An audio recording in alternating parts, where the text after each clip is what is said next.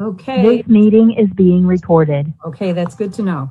Okay, thank you, everyone. Welcome to the Village of Buchanan Board of Trustees Workshop Meeting. Today is Tuesday, May 25th.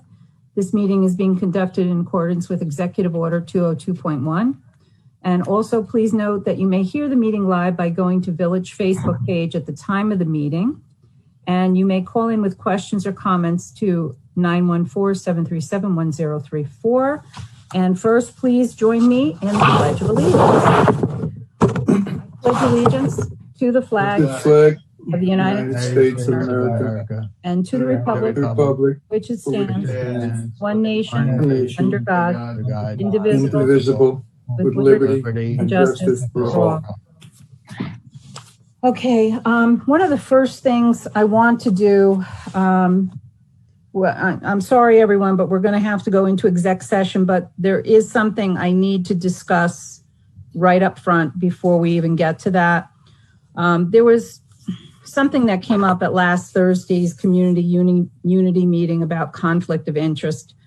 Assemblywoman Galiff asked about people employed by Holtec and also serving on local boards. She had asked Tom Cogden from the state's Department of Public Service if someone with a financial relationship to Holtec could serve on the newly formed State Indian Point Oversight Board. And the answer to that was no. So, Sean, I just want to say absolutely nothing against you, but because you do have a financial relationship with Holtec, because you'll be employed by them, going forward, I'd like to ask you to recuse yourself and not be part of the difficult monetary discussions and negotiations ahead with Holtec. As you're aware, the village law actually talks to this specifically. You're covering your face, Mayor. Yeah. Oh, I'm so sorry. Oh, that's something fell. I'm sorry. I'm so sorry. Yeah, the conflict of interest and the ethics code within the Village of Buchanan states that if anybody feels that there is a conflict of interest, that it's to be referred to the ethics board for a determination. Mm-hmm. As you know, that the reply from Entergy was that everybody who had followed the policies, they didn't have an issue with it. Anybody who's a nuclear professional follows the policies as I have. They also stated that the local laws and the state laws would be the ones that govern the participation outside of the committee that it's prohibited by. So this should be referred to the ethics committee based on our village law and our village code for that determination. Okay, and you are aware that we had an issue with an ethics board many years ago over a situation, and we did have an ethics board and everybody quit. And because we have such a small community, it's difficult to get people on it. So I had done some research too, if we needed to go to an ethics law, and it specifically says in the law, even though the village board does not have an ethics board, the village may refer matters to their county ethics board if there's not, if we don't have one established. So that's a path we could take. I think, well, that's what the law says. We should be following the law. So, and what we did, actually, everybody didn't resign from that. There was one person who resigned. There were two people that recused themselves and one person who was operating in that capacity. And at that time, that ethics issue that you're bringing up is one that I actually brought up against somebody, and that was referred to the county. And then once the apparent violation was discontinued, then there was no more continuation with the county law, county board. We were following our codes, we were following the county code, and I think for this instance, we should also. Okay, that's fine. So, well, can I say something, Sean? Then I would recuse yourself, but obviously you're not going to. I'm also going to ask the village attorney if she would please research this and give the board a legal memo on it. And we'll discuss it further. Yes, Nick, please go ahead. So it would seem that Sean is on that. If your intent is to recuse yourself on various items dealing with Holtec, then we don't have to go to the county board. If your intent is to not recuse yourself, then I suggest we do, because I think that we all try to be independent thinkers, but it's hard not to be influenced, whether it's because it's a family member or personal financial item. So, and it's also how these things appear, even if you're a person who can remain objective, it's a matter of appearance also. So I assume then, Sean, your intent is to not recuse yourself? My intent is to follow the village law and the county law. We have our policies and procedures in place. I've been either an elected or appointed official within the village of Buchanan since 2005, except for a period of 2014 to 2015. There was never any issue with this before. When we entered into numerous contracts, I've had 5 different conflicts of interest determinations through different leadership throughout the plant, all the way down to Louisiana and their legal department. There was never an issue when I helped all of you get elected. There was never an issue when I was mayor or planning board chairman. There was never an issue. There's only an issue now when I've decided to, bring up different things. So No, Sean, I've been employed at Indian Point since 1989. So my entire time with the village of Buchanan has been under the same terms and conditions, the same ethics rules and the same ethics codes. And I think I believe we had always followed them in the past, and we should follow them in the future. Okay, but times are very different now. We're not dealing with Entergy. We're going to be dealing with either a pilot or some type of an arrangement, whether it's the spent fuel cask or whatever. So we're dealing with financial things. You're an employee there. You know what, Sean? This could potentially help you with your job too, so that you don't get jammed up. So, but things are very different. This is Holtec. This is a very different company. This is a very different time. And these are going to be some really difficult negotiations. I appreciate your concern for my future employment. As I previously stated, as a nuclear professional, I've always followed all the policies and procedures that have been in place. I'm currently under a conflict of interest determination, which showed no conflict of interest. So, I have the authorization of the site vice president, as I did starting in 2005.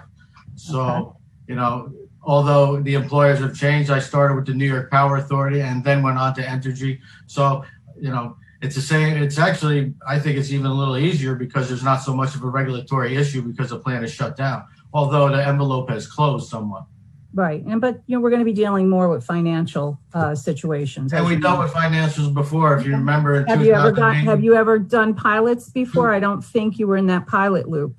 Well, if you allow me to explain, in 2008 and 2009, if you remember when the first dry cast pad was built, as well as the generation support building, there was a taxation issue because it was incorrectly assessed.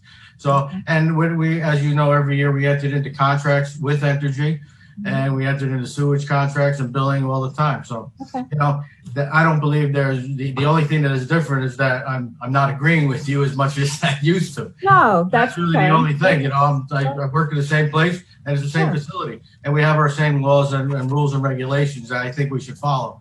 Okay, that's fine. All right, I just wanted to ask you that. That's all. And by the way, since this was actually an employee issue, employee issues are supposed to be discussed in executive session. This is not an employee issue. This I'm is you represent the village of Buchanan. You're a public official.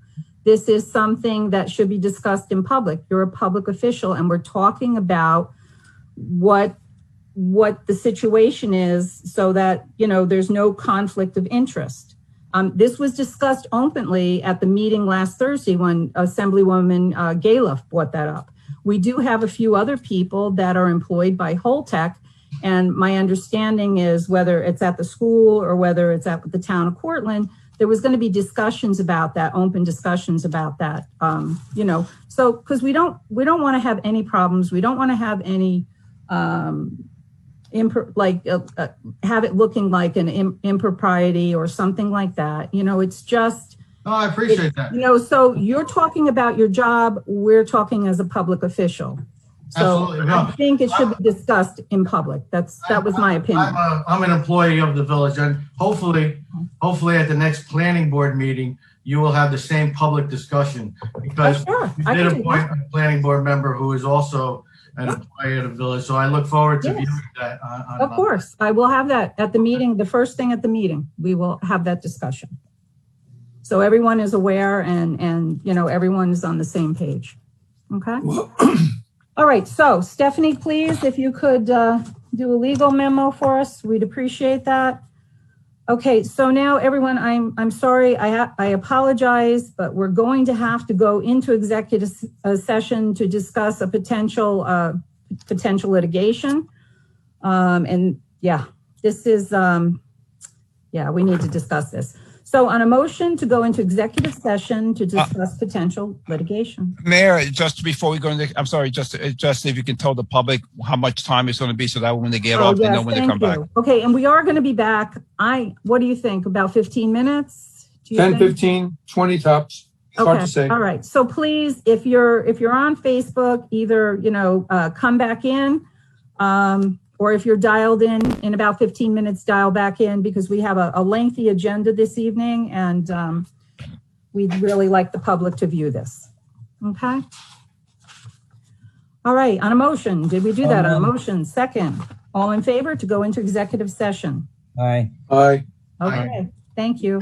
Okay. Sorry, everyone. It took a little bit longer than we thought. I'd like to make a motion to come out of executive session. So moved. Okay, we will take a vote at next week's meeting. It's something that was... Motion. I second the motion. All in favor? I'm sorry. Aye. So next week we will be voting on something that was potential litigation for us next Tuesday's meeting. Our next thing on the agenda is continued discussion regarding the rezoning of Indian Point. And this evening we have Victor. And Victor, you're going to give us some additional information and answer questions we have about the rezoning. And one of the first questions I'm going to ask you, we really need to have public involvement. We really need to hear the thoughts of the residents, what they would like to see there. So as you're, I don't know if you're going to have special meetings or, if we hire your company to do this. So if you could address that also. Sure. Well, we provided a scope, I think, last year for the rezoning. I'd have to relook at that, but obviously, we'd want to have a couple visioning sessions with the public to get their input into what they would like to see done in the area. I think also, though, I know the LWRP is currently being worked on as well, and there's already some interesting ideas that are coming out of that. Mixed use or a portion of the area is something that people would like to see.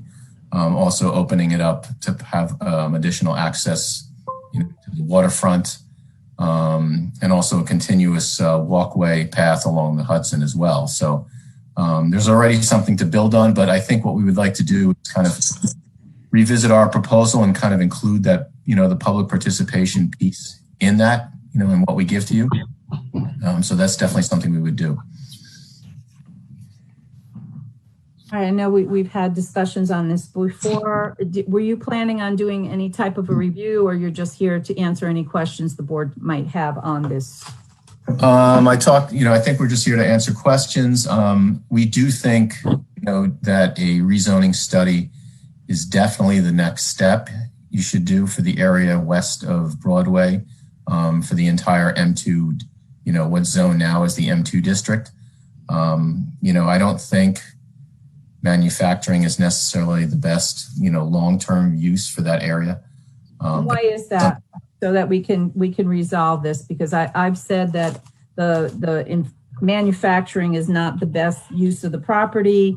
And then somebody had said that, I'm just looking to do all residential, which is not the case. But right. I think I was trying to get away from manufacturing because, as we can see with another property that we just had a tax cert, I just don't think, we're getting what we need for the village out of a manufacturing facility.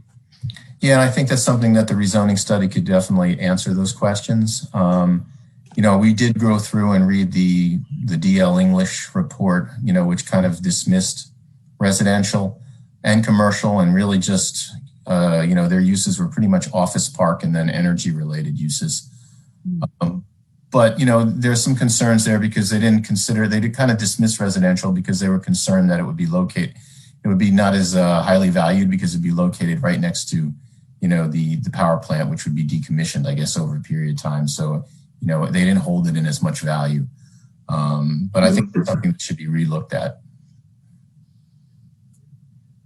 Can I just make a comment? In terms of public input, we do have a starting point, which I mentioned last time. If you go to the village website, there's a link for the LWRP, Local Waterfront Revitalization Plan.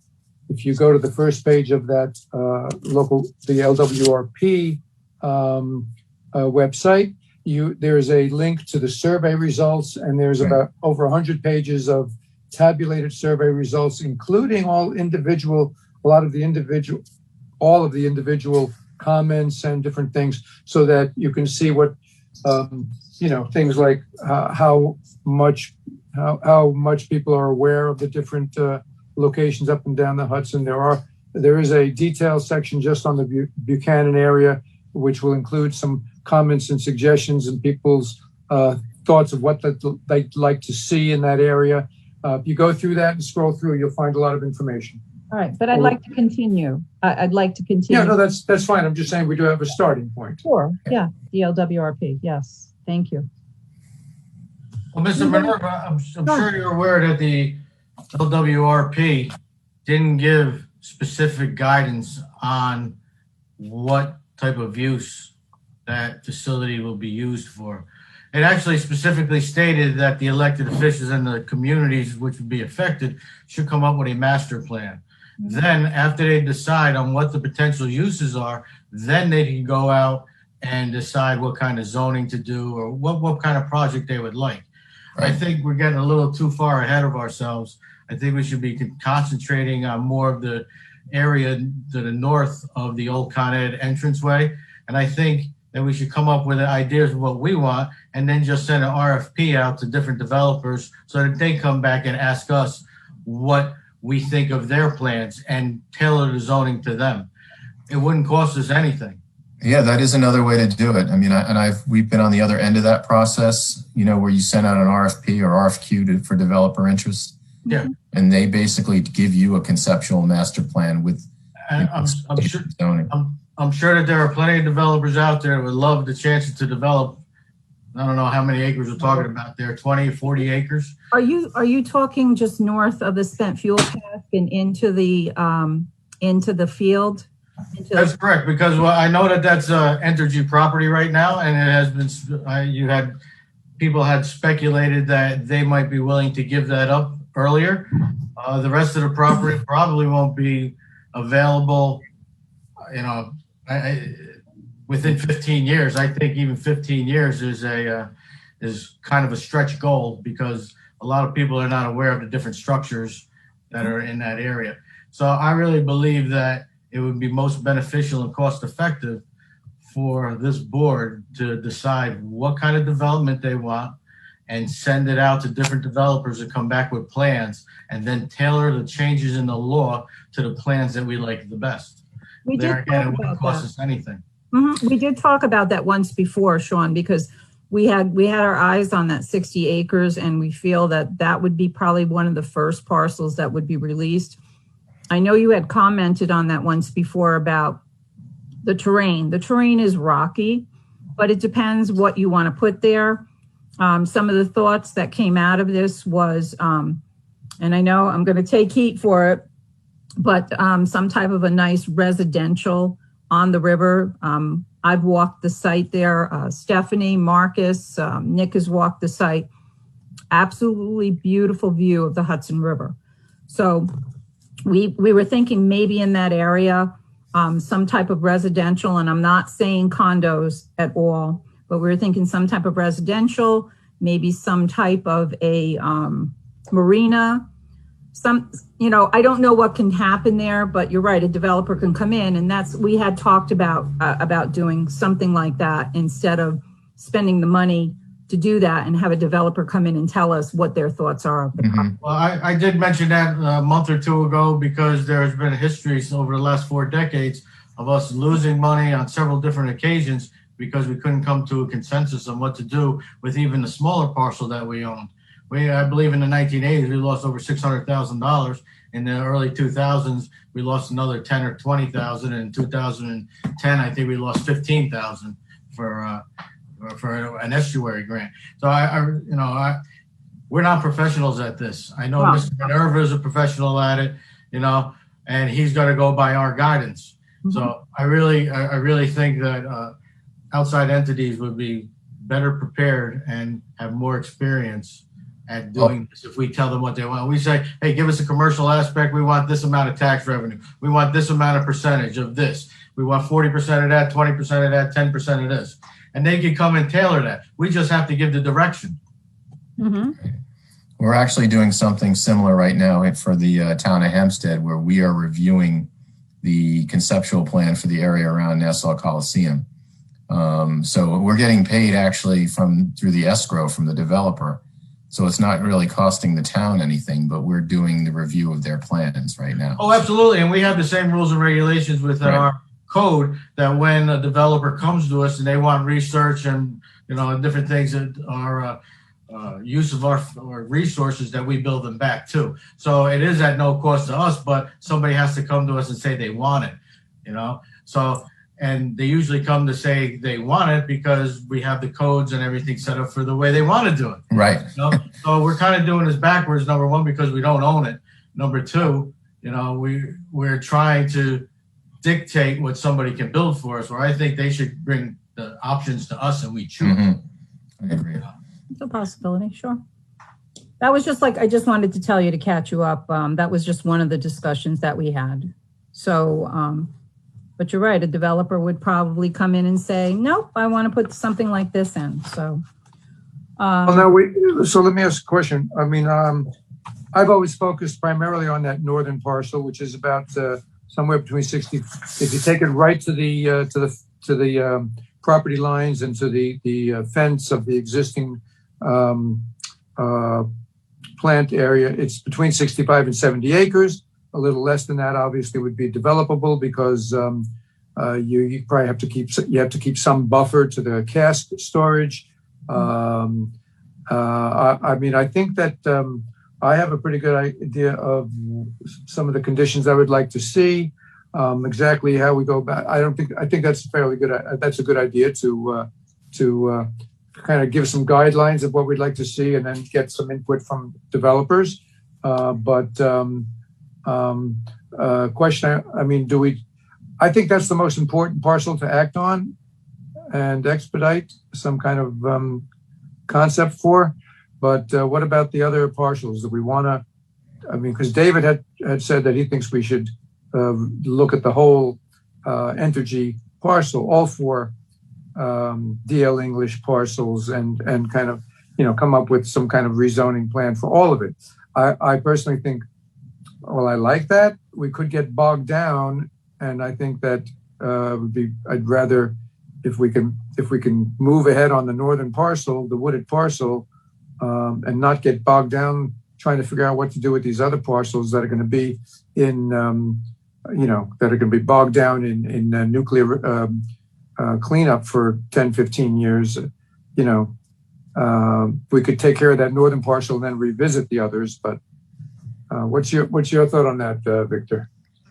Yeah, I think you could do it that way, or you could still ask them maybe to give you a phased kind of plan where your focus is on that. I think it's parcel B, the northernmost parcel. Yes. Talking about, and then ask them for A and C as well, but maybe maybe as a longer term option, so that you're not excluding them from the from what they're giving you.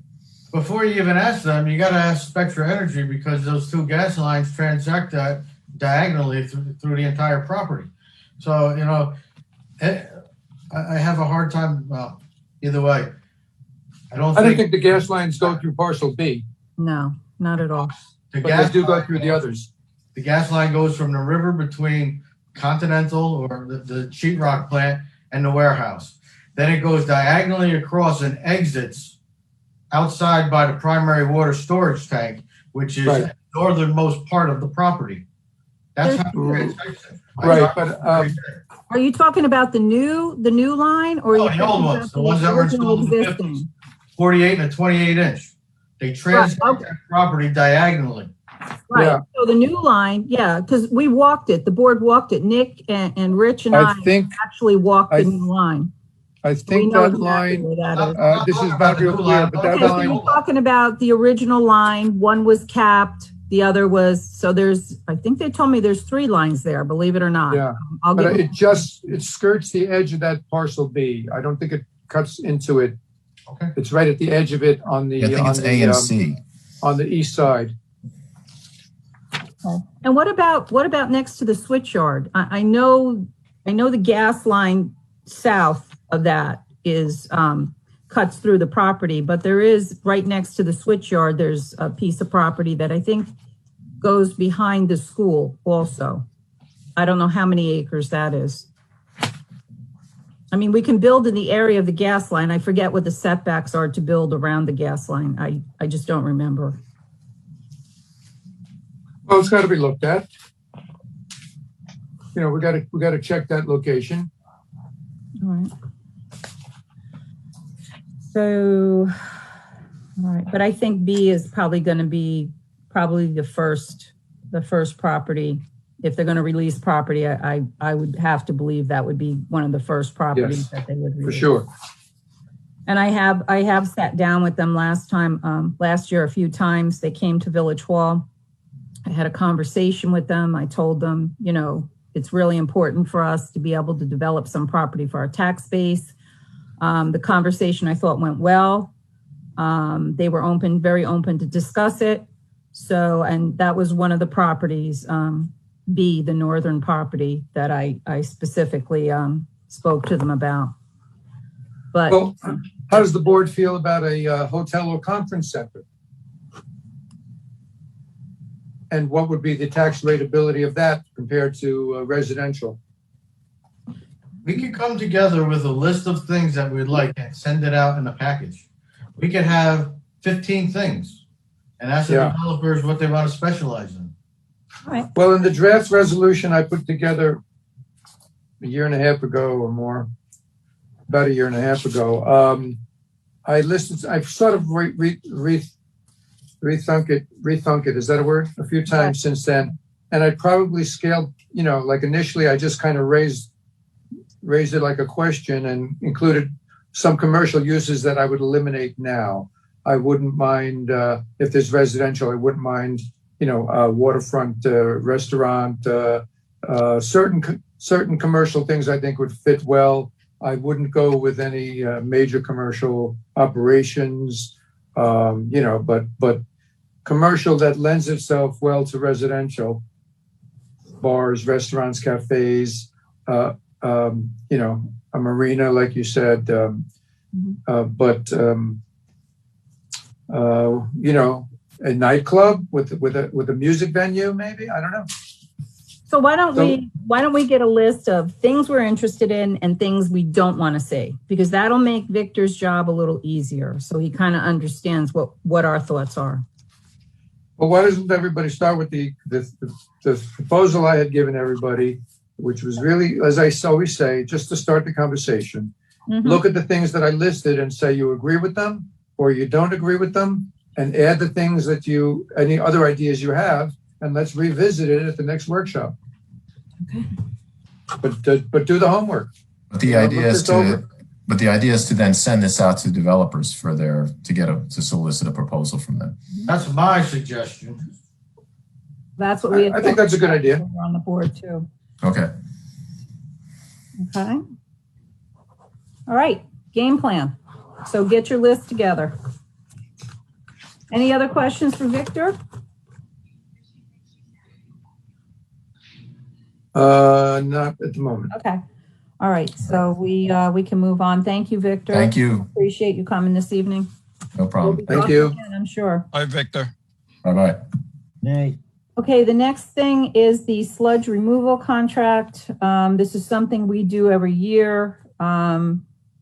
And our engineer recommends that the village extend the contract for the second year. Does anybody have any problems with that or any questions on that? Nope. We have to have the sludge removed, so. No, that's pretty much a routine thing we've done every Yeah. year. It's what we do every year, correct. Okay, the next, we're going to have a discussion on amending Chapter 195 entitled Water. Stephanie had some additional language. I think Sean wanted added in there. No, well, I did want things added in there, but this is like the exact opposite of what I wanted. Oh, okay. So what were you looking? What I wanted was a criteria to go by to enter the person's property, not to shut their water off if they don't let you in. Okay, so it was kind of the opposite of what I was asking. Okay. Because to me, that this could be abused. I'm not saying that anybody here would abuse it. Maybe in 10 years they would abuse it. Yeah. But there is no criteria you go by to enter the property, because it says authorized agent may at any time enter a building or premises where there is a supply pipe or meter to make examination and repairs with necessary modifications and permission from the owner. That's kind of what it said before, but what was added, should the owner deny the access to the authorized agent, you're going to shut them off. What I wanted was some criteria that said, hey, we suspect something based on blah, blah, blah, or just something that says, we have the right, we have to come in here because of this. And I knew that was going to be somewhat challenging, but I felt that could be abused, because if somebody in the future, like I said, maybe in 10 years, wanted to enter somebody's property for some other reason, they would use this clause and say, hey, I got to go in and check your water meter. Oh, and by the way, so you have 2 illegal apartments. It circumvents the court system, for that one particular example, So, Stephanie, I know I should have talked to you about this earlier. I didn't have a chance to read it. I just printed it out, actually. You still there, Steph? I'm here. What I had originally said is it needs to state a specific reason, because it can be easily abused. So you wanted to say something like, if there's a suspected leak some criteria. You just can't say, hey, I want to come in there and look at your meter today. I want to do an inspection. Well, why do you want to do an inspection? I have to do an inspection. The code says I can. Oh, and by the way, I just saw, something illegal, which now I'm bound to report. Yeah. Well, how many different, I think we should keep it fairly general. There's either got to be a broken component, or there's got to be a water leak. We're not going to go in there for anything other than broken components and water leaks. And the person still has the right to say, no, you can't come into my house. Yeah, but by this code now, they're telling you got to shut it off. Usually you have to have a court say, hey, you guys got to enter your premises. You generally, even when there's a suspected code violation, the guy knocks on the door, and if he's not invited in, he can't come in unless the court says you can come in. This is circumventing that entire thing. If somebody has a leak in their basement and it's flooding, of course you're going to want it fixed. So it's kind of strange where you'd say, well, I have to inspect it to make sure it's not leaking. The guy can go down there and say, no, the floor is dry, go away. And you say, no, I'm going to shut your water off now. That's just a scenario I'm always a devil's advocate on that. Yeah. Sure. All right, so we have to, Steph, And I'll talk to George some more. I talked to him at length about this. He showed me about 15 different codes where they're actually less likely to say, none of them say you have to suspect a leak. It's sort of known, I guess, in the field, according to our engineer. But I can ask him, how would you know if a private owner, not like a commercial establishment, had a leak or needed a repair? If there's some way to do that, and then he can tell us that, somebody could check it and say, hey, we suspect the leak is here. And we'll add language that says something to the effect of what Sean's looking for. Give some justification. Hey, we think you have a leak. Then the person says, well, how do you think it? How do you know? Where'd you see it? So George and I went back and forth on this quite a bit, but I'll talk to him again. And I personally looked at a lot of different codes to try to find better language. And this is what they say. So I'll look again, and I'll talk to George again. Technically, if we had this code back when we were replacing the water meters, anybody who didn't let us in to replace the water meters, we could have shut them off. And we would have been within the rights of the law if this law was in full effect at the time. We don't want to do that, and we don't want to be selective at things. That's if none of the other board members have an issue with it, I'll just. It's You know, I just don't think that it's right. We don't want to shut people's water off either. Well, I understand. That's a health thing too. But you know what, Sean, what happened to me, which was interesting, they were switching the meters in Peekskill. And one of my places, I just couldn't get there or set something up. Well, let me tell you what they did with the next bill. Holy cow, they got my attention. Believe me, they got my attention. So I of course, made an arrangement for them to come in. So I don't know, if that's an option. Yeah, I'll look at it more and I'll talk to George some more about, because I don't know much about how we would know a specific person's home that we suspect there might be a break or a leak. Well, there again, if there's no way you would know, why would you have to go in and inspect it? I don't know, because I couldn't get that, in my mind. Are there cases where there could be a major, if there's a major leak, it's going to be where it's visible. It's going to be in a supply line or in a main, and it's not going to be on the person's property. Or am I wrong? Or the water's coming out of their basement window. I don't know. Yeah. I think this arose because of a leak that was recent. And apparently it had been leaking for years, but we never had an X-ray or whatever they do to find leaks in our water mains and in our pipes. And so I think that's what stirred George's thinking about, there's a difficulty here. Somebody's water could be leaking forever. And the way we bill, I guess, is charged to everybody. And, this is what he came up with. I did look at other codes. Like I said, I couldn't find any other code. Some were brutal. They were just like, hey, we're walking in anytime we want kind of thing. We have a right to, or we'll shut you down. So anyway, I will go back to the drawing board. I'll look for some more. I'll add some more language that I think might protect I'll give homeowner. I'll give you a call, Stephanie. I'll try and work something out. Yeah. But there again, I'm only one person, so sorry. Oh, well, we don't want to be harassing people. That's not what we do. So, but we want to be able to have access, but if there's a problem, so, what is the happy medium? It can be worked out. I'm sure a lot of law enforcement agencies would love to have access to anybody's property whenever they want. Yeah, I'm sure of that. Okay. So Stephanie, you're going back to the drawing board and we're moving on to. Can I just ask one other question? Does anybody else have a comment about any part of this particular law, water? The other changes that were made previous, because Sean was the only one that had a comment and it was limited to this one. Just while I'm going back to changing things. Okay, you know what? Let's have everybody review it again. And if there are any comments, to get them to you. Okay. Okay. Thanks. Thanks, Steph. Okay, so if there's no other comments, we're moving on to phase 2 of the pool. Marcus, I know you're raring to go to give us an update.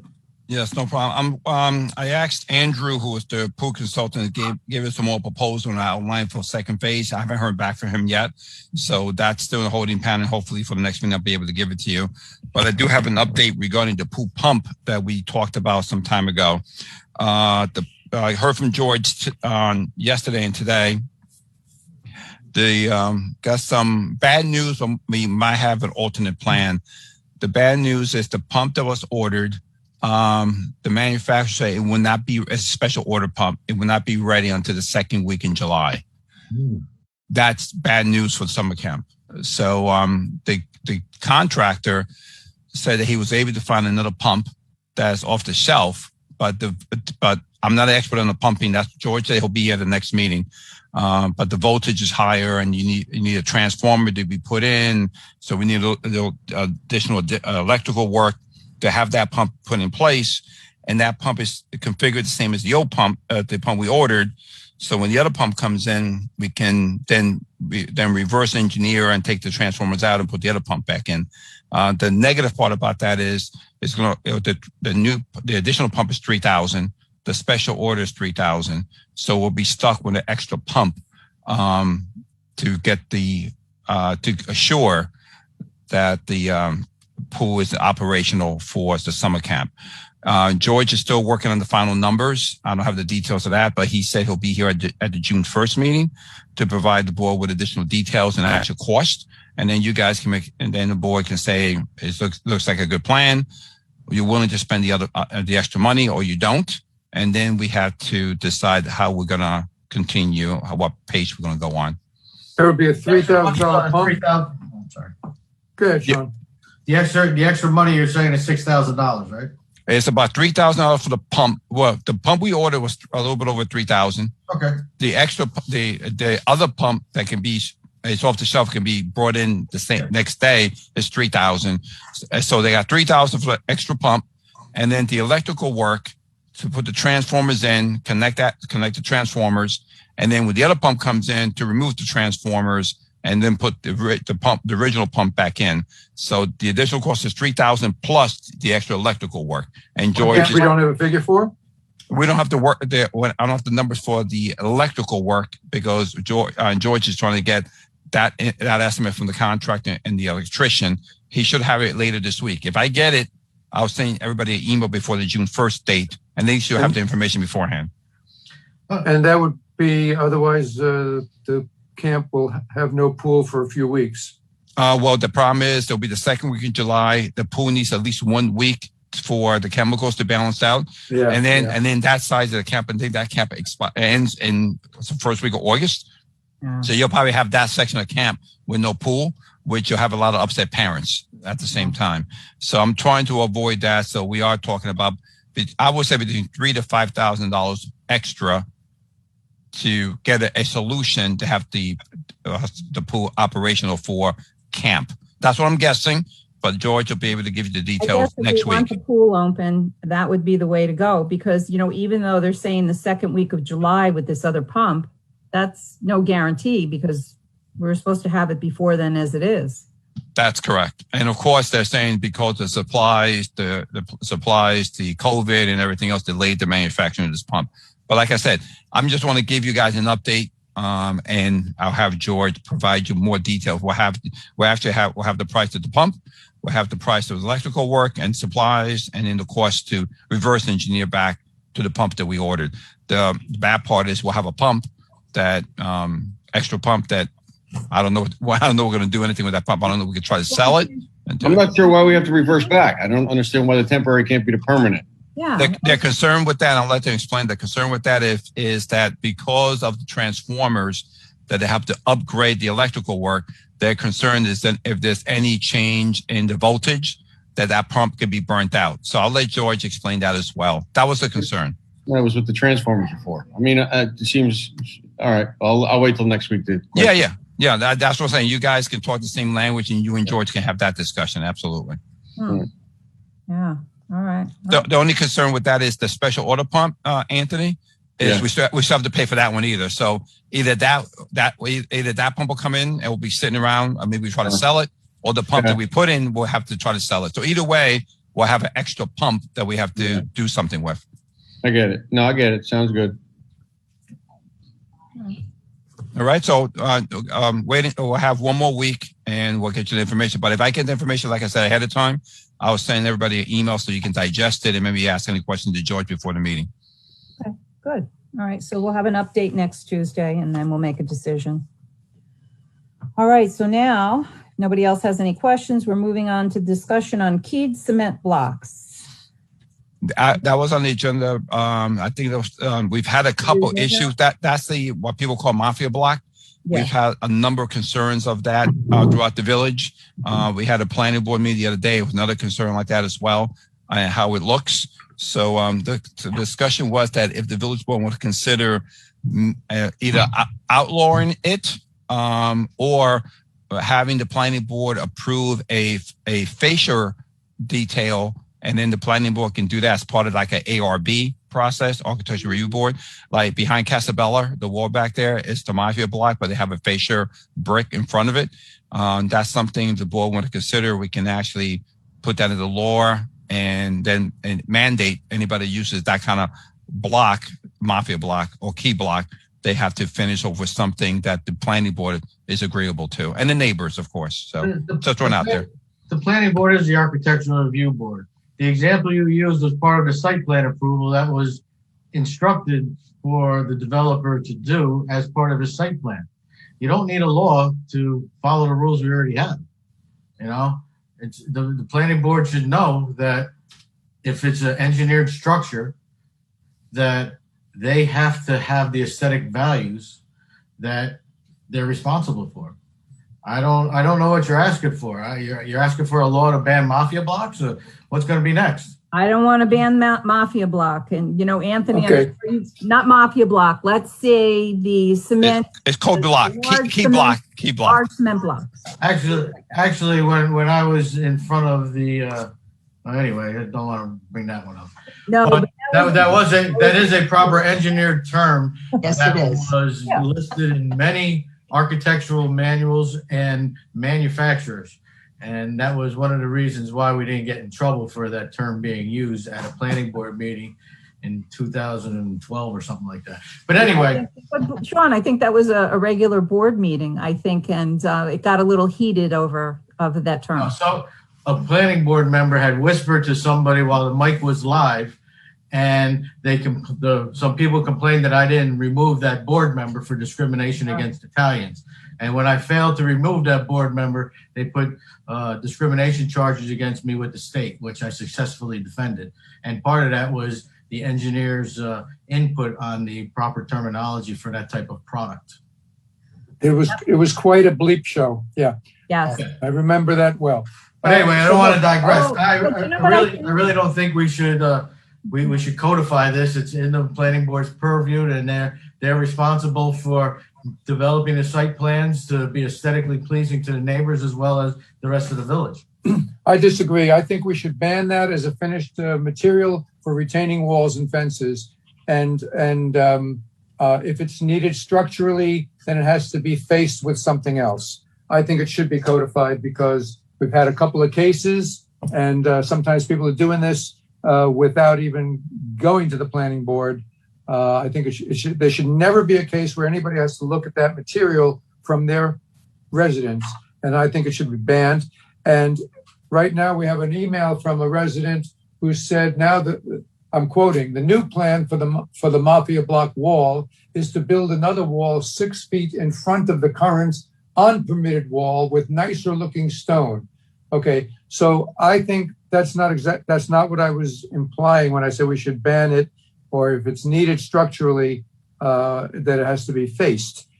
It would have to be faced properly. You'd have to put in a lath and to hold your cement material. If you're doing brick or stone, you can't just put it and hide it with another wall 6 feet away. To me, it's got to be faced the same way a foundation wall is stuccoed, or the same way you do brick face on a house. You need clips or laths to hold it.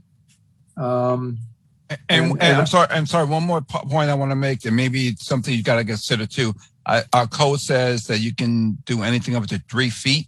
Anything over 3 feet has to be engineered. So the concern also is that Mafia block is 2 feet, if I'm not mistaken. So the idea is, do you still want one level of Mafia block to be exposed without a fascia board? And No. That's the question. I want no Mafia block, concrete keyed block, giant cement blocks facing any residential property. I wouldn't want to look at it. None of you would want to look at it if you suddenly went out and your backyard and at the back of your property you had a 2 foot, 4 foot, or 6 foot keyed cement block wall. You don't want to see it. I don't think any residents want to see it. I want it banned. If it has to go in structurally, it has to be faced as an integral part of the wall, not by building another wall in front of it. I agree. But sometimes you need it structurally, especially if you That's have. what I just said. If you need it structurally, then it has to be faced. So, yeah, I wouldn't want to look at just the thing itself. I mean, it has to have some type of aesthetics to it, because we got into that whole issue. Yeah, you could face it with brick, with stone, I guess even with stucco, but it's done the same way you would face a house. You're using wire lath, you're using clips, you're using cement, grout. You're not just putting a cement block wall and then building another wall 6 feet in front of it, or planting arborvitae, in front of it. The instances you're talking about is because the policies and procedures that are codified within our code right now are not followed. Okay, you can't see the other ones that are Mafia blocks because they were installed correctly and they are aesthetically pleasing. Were properly installed. They were properly guarded. They're properly everything. The examples you're using are the ones that came up over the last 2 or 3 years because there was an issue. Okay. Hopefully that issue has been corrected. All right. Site plan approval, where these types of engineered walls and types of site plans will go through the process of the planning board. If the village board does not like the way the planning board is operating, they can disband the planning board and the village board can act. You're going to extremes here, Sean. No, No, but we're not you're going disbanding to, the you're planning eliminating the board. product. I'm proposing that we ban this material. Okay. Rich agrees with me. You disagree with me. I'd like to hear from Anthony and Teresa. You got it. Okay. I don't want to eliminate because at times you need that. It depends on the situation of the property. If the planning board is going to follow through aesthetically, then that's not a problem. We did get into a few issues of people doing things and they weren't probably done correctly. But, sometimes it depends if you have a hill or whatever, they're the best thing to really use because they're No, solid. but that's what I'm saying. If it's essential, then it has to be faced with an aesthetic material. That's fine. But then again, as Sean said, the planning board would look at that and would not leave it bare like that. Can I just Hopefully. say something? Can I just interrupt for a minute? Stuff, please. I think in our code, a single family home does not have to go before the planning board for site development plan approval. And in some of these latest instances, these are single family homes that have decided to build whatever they wanted. So I think I think the planning board can take care of it when it comes before the planning board. I don't know that you want to say single family residences now have to go before the planning board if they're going to put up a wall. So you could codify it, just a suggestion. And if you're going to use it, I mean, if it's in front of the planning board, they're the architectural review board, right? If it's not, Yeah. if you're going to use that, you give the building inspector some authority to say or codify it, that the use of that has to be faced with whatever you choose. First of all, because not everybody's going before the planning board. mafia block, there's no way to test the integrity of a mafia block. First of all, it's designed in a concrete plant with excess concrete. So there's no way to test the integrity of a mafia block. But there are many keyed blocks that are designed for your use. Aesthetically is the only way to keep it to codify it.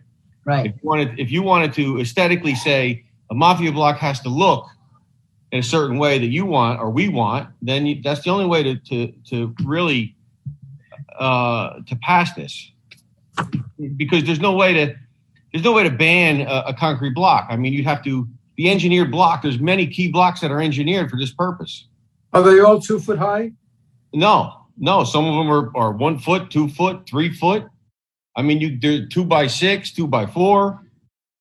Concrete block, mafia block are designed. I can say it, I guess, because I'm Italian. Maybe is that okay with everybody? If you feel comfortable. I'm okay with it. Good. All right. So they're designed at a concrete plant with excess material that comes back to the plant. So what they do is they take it and they put it in a form, and they use these. And they're used for bins and holding facilities for materials and material yards, basically. They also are designed for construction projects, for retaining walls or big slopes. And they are good. They are 4 tons each. So they are designed to hold weight. But aesthetically, they don't look right. They're not designed for somebody's backyard. Exactly. So, if we come up with something that, if you're going to face it, because there are engineered concrete blocks that are 2 ton, that are faced. So What do you mean, like stucco type face? no, they are. Their forms are designed with a face on them. So when you pour them into the form, they come out formed. They come out with a face on them. They already have like an imprint in it. Yeah, they have a face. The backside has they can get 3-sided, 2-sided.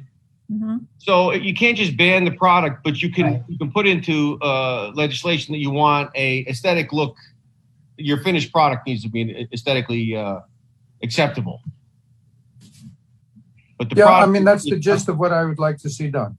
Yeah, no, I agree with you on that. The banning the product altogether. Some people need to use it for certain projects. Yeah, well, that's why I threw in there that if it's needed structure, if it's the best thing structurally, fine, but it needs to be dressed up. And the email we got from a resident who is one of the people faced with this says that their new plan is to put a new brick wall 6 feet in front of it. That's not what I was implying by my suggestion. No, and if they, I mean, that would accomplish, that would fix the problem. I mean, then the Mafia block becomes backfill. I mean, you don't see it. Yeah. I mean, obviously that'll work. Can I ask, Anthony, you seem to know a lot about this. Can I ask, is that as use it as a wall, where does that come into, like, in the amount of money a person, let's say, I'm going to build a fence. Is that more expensive than typical fencing or less? Or No, Mafia block are much cheaper, Yeah. Yeah. Okay. I can be honest with you, they're about $75 a block. So, in other words, it's somebody who might want to do something, not saying I don't know anybody and I don't even know what they're talking about, but somebody who wants to do something on the cheap might want to use them. Yes. Okay, yes, thank you. Yes, it is a cheap finished product. It is a cheap finished product. And it's really, it's it's primarily retaining walls, not fences. Yes. Primarily retaining.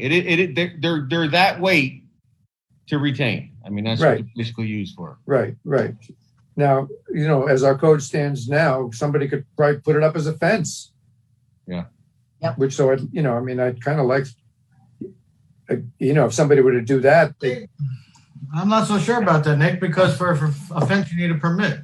The issue you're talking about on Catherine Street, they had a permit for the pool, and they used that as part of the plan, which was approved by the village. The other one you're talking about was approved by the village inaccurately, and we're correcting that issue. So and if I'm not mistaken, the code says that any construction on your site greater than 5 horsepower and other than hand tools needs a permit also. So nobody's going to move that size block by themselves. So there are areas in the code that allow for you to have oversight, and who in their right mind would sit there and put how many tons of block for a wall? It just doesn't make sense. Sean, have you noticed there are some people who are not in their right minds? Well, the price There's a few all out the there. time, Nick. I appreciate that. the price would push people in that direction. That's for sure. Yeah. All right. Look, I appreciate that the planning board normally is going to oversee that process, but the planning board changes, mistakes are made. Sometimes people do things without the proper paperwork, and I think my interest is in protecting the residents from having to any chance of having to see that as a finished material. So something in the code that requires any unfinished block to be properly facaded. Is that the right word? To have a detached facade, unless it's an already architectural block, unless it's already got a finished feature. Isn't that already? I'm not that familiar with the finished blocks that Anthony's referring to. Where can I go see those blocks, Anthony? They have those at the Mason Supply Place up in Peekskill?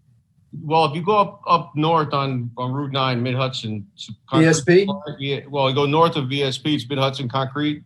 I believe it's called Mid-Hudson. They make them there. They make them with a finished face. I'll have to check that out. Yeah, they make all different kinds. You see them all the way up 9A. They make them with a finished face. Okay. Different sizes. Good. But the Mafia block don't step. As you increase the height, they do not step. The engineered walls do step. Meaning Stagger in, what do you mean? Yeah, I don't know if it's inch and a half back as they stagger and go up. The Mafia block don't. Gotcha. All right, so Nick, you're going to go look at the finished block that they have. What's the rest of the board feel about? I think we heard from everybody. Have we heard from everyone? Okay. I think the inclination, I think it's just, though the planning board has oversight, I think it can't hurt to reinforce that in the code. But Stephanie had said with the single family houses, they don't necessarily have to go in front of the planning board. Right. Right. It should be clear in the code, I think. Well, if you put up a fence, your neighbor gets the good side of the fence. Right. Usually, it should be the same for a wall. Not by law, but by courtesy. by courtesy. I mean, you want us to offer the same thing. Yeah. Okay. And I don't think that wall on Catherine Street, I from what I can see, is not on the property line. No, it's in the middle of the property. That's I don't. That's one thing I don't get. And I think there's a fence in between. Let's relook at that. So aesthetically, they're not in violation. Let's say with what we're saying. Mhm. All right. I'd like to look at it a little further. Look at those materials, and maybe we could revisit this All right. next time. June workshop. Yeah. I mean, it's not like an emergency. We got to do something overnight here. Yeah. All right. If I could look a little further at this, and anybody else could look at it in any way they want or not want, All right. and revisit it next time. And that's what this was all about, a discussion on it. Okay, thanks. Marcus, I think we did remove, I don't know if we can do it quickly, but the cannabis and no smoking on village property. I see the chief is on. Yeah. Yes, Shane Farrell, provided a quick little review of the Rezoning law for no smoking. A lot of municipalities now are doing no smoking in village property and village parks. So Shane has recommended that the village consider that as well, especially with the cannabis law being passed. So I'll let Shane explain what he's thinking, and maybe the board can decide if we want to move forward with such a law. Go ahead, Shane.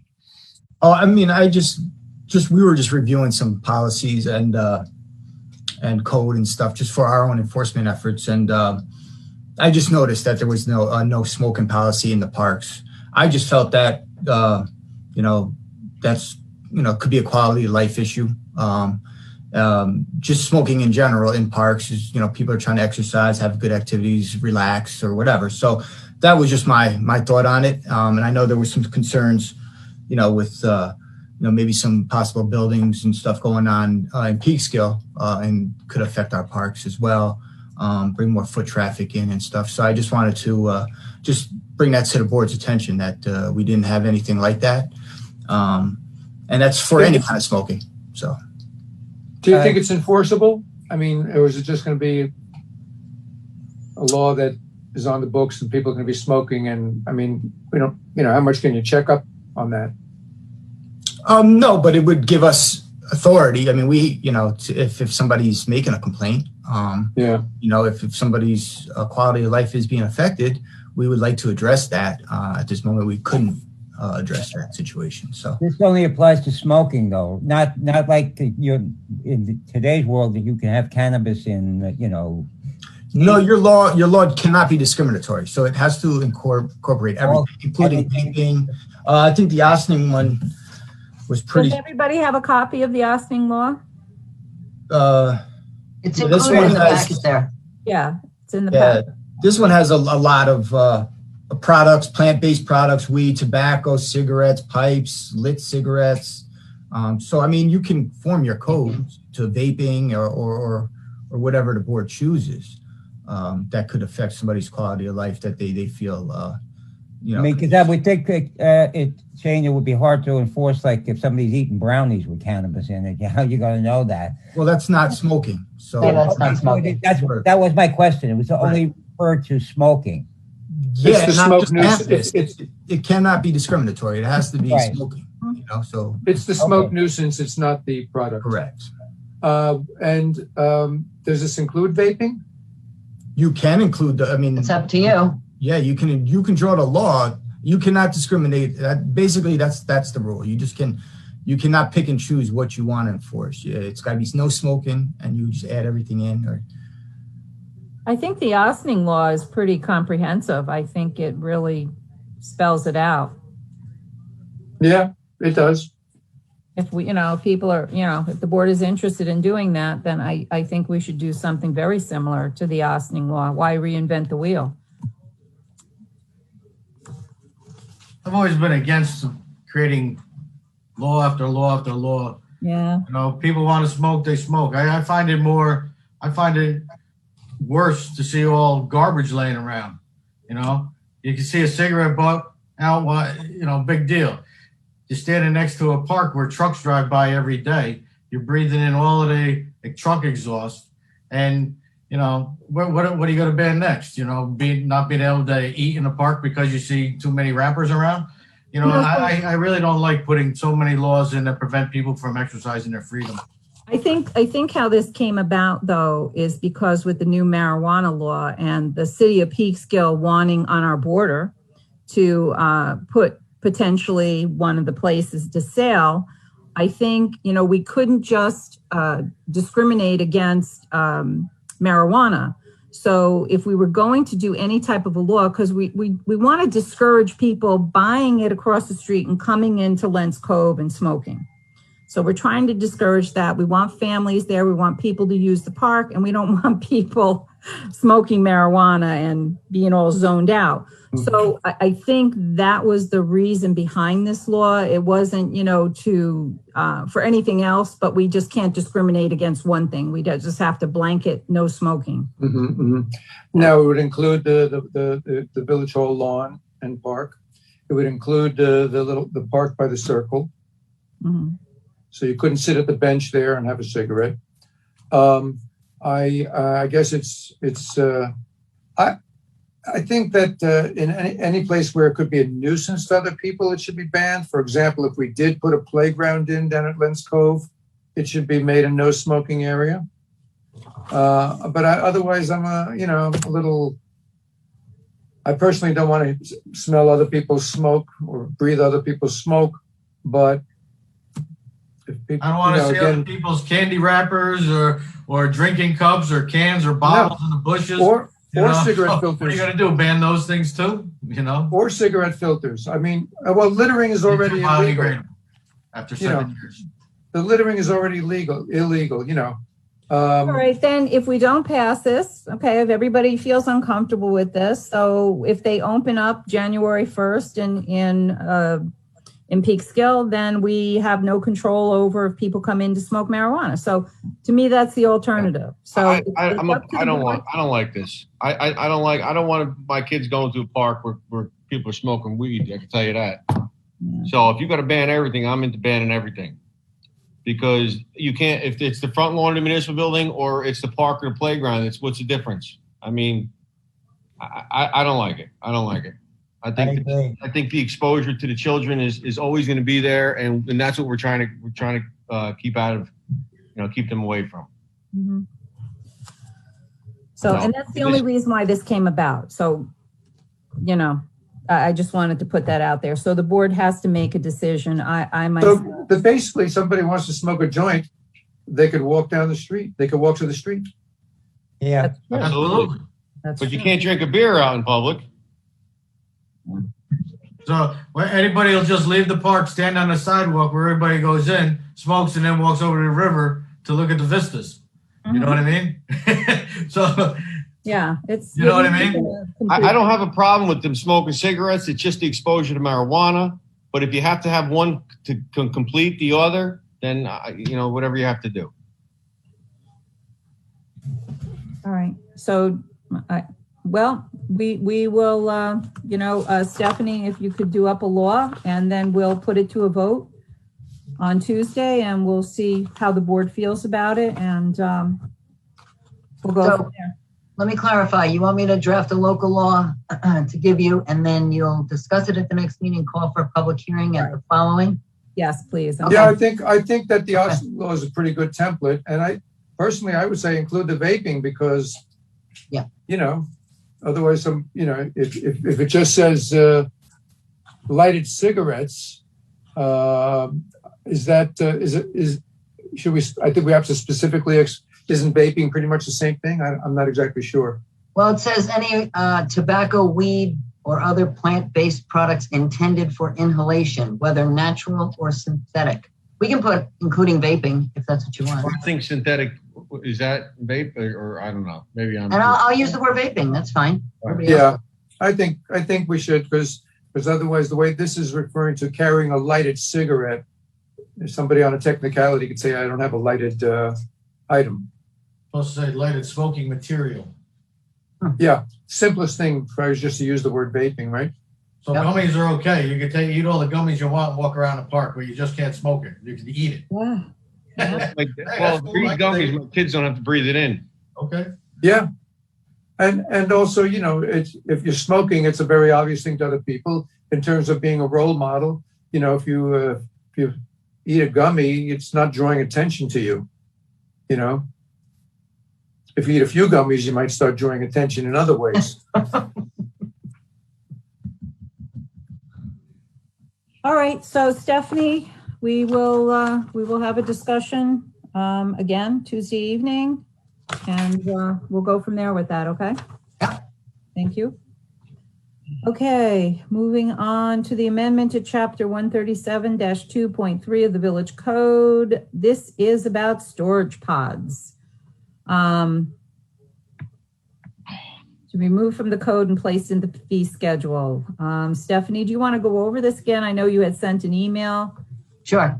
What I believe the discussion was last time is we had a $25 fee written in the code. And I believe what the decision was to take out that specific fee and just mention that it will be a fee as your board determines, you know, in the fee schedule and as you amend the fee schedule.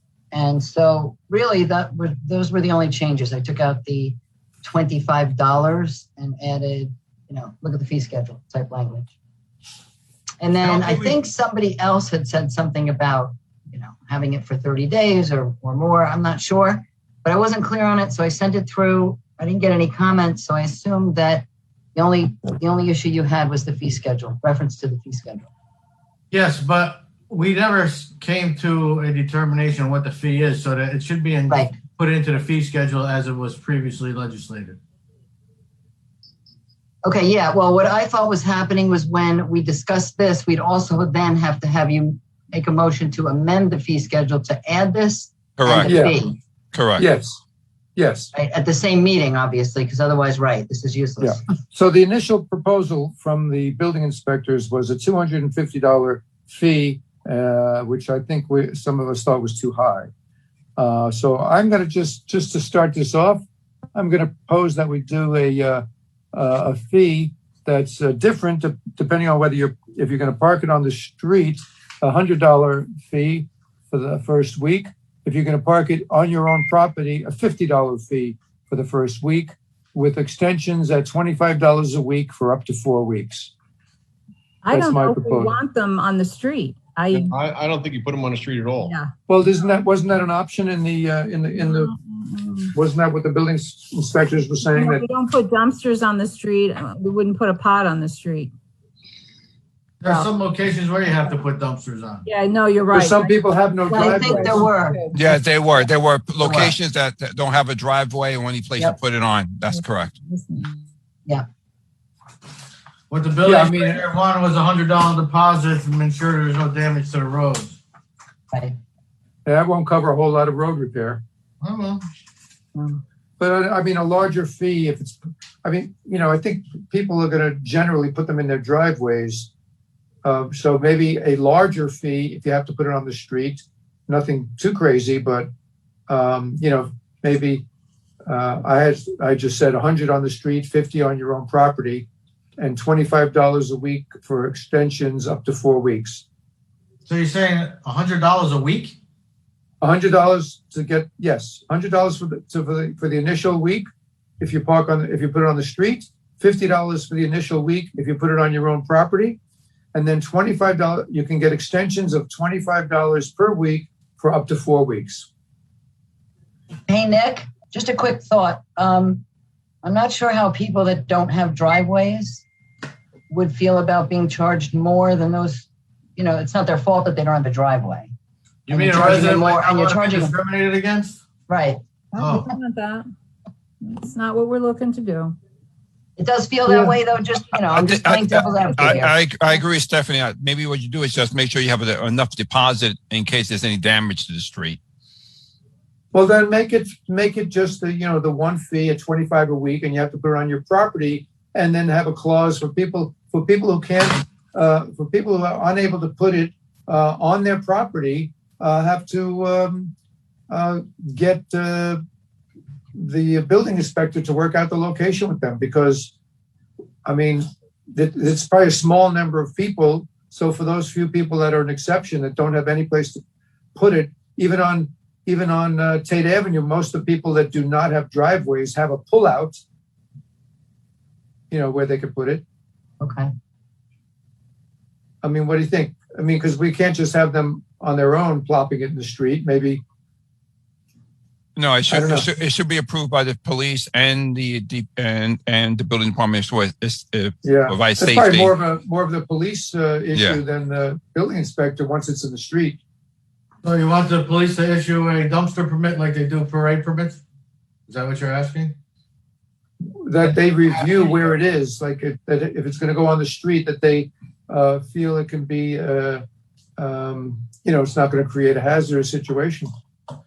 Okay, so the resident's gonna come for the building permit, and then he's gonna discover he needs a dumpster. So then he's gonna go to the building department to get a dumpster permit with a dumpster fee. Then he's gonna be referred to the police department to get a permit to put it on the street. And then he's gonna have to come back and get an inspection by the building inspector to ensure that there's no damage to the street.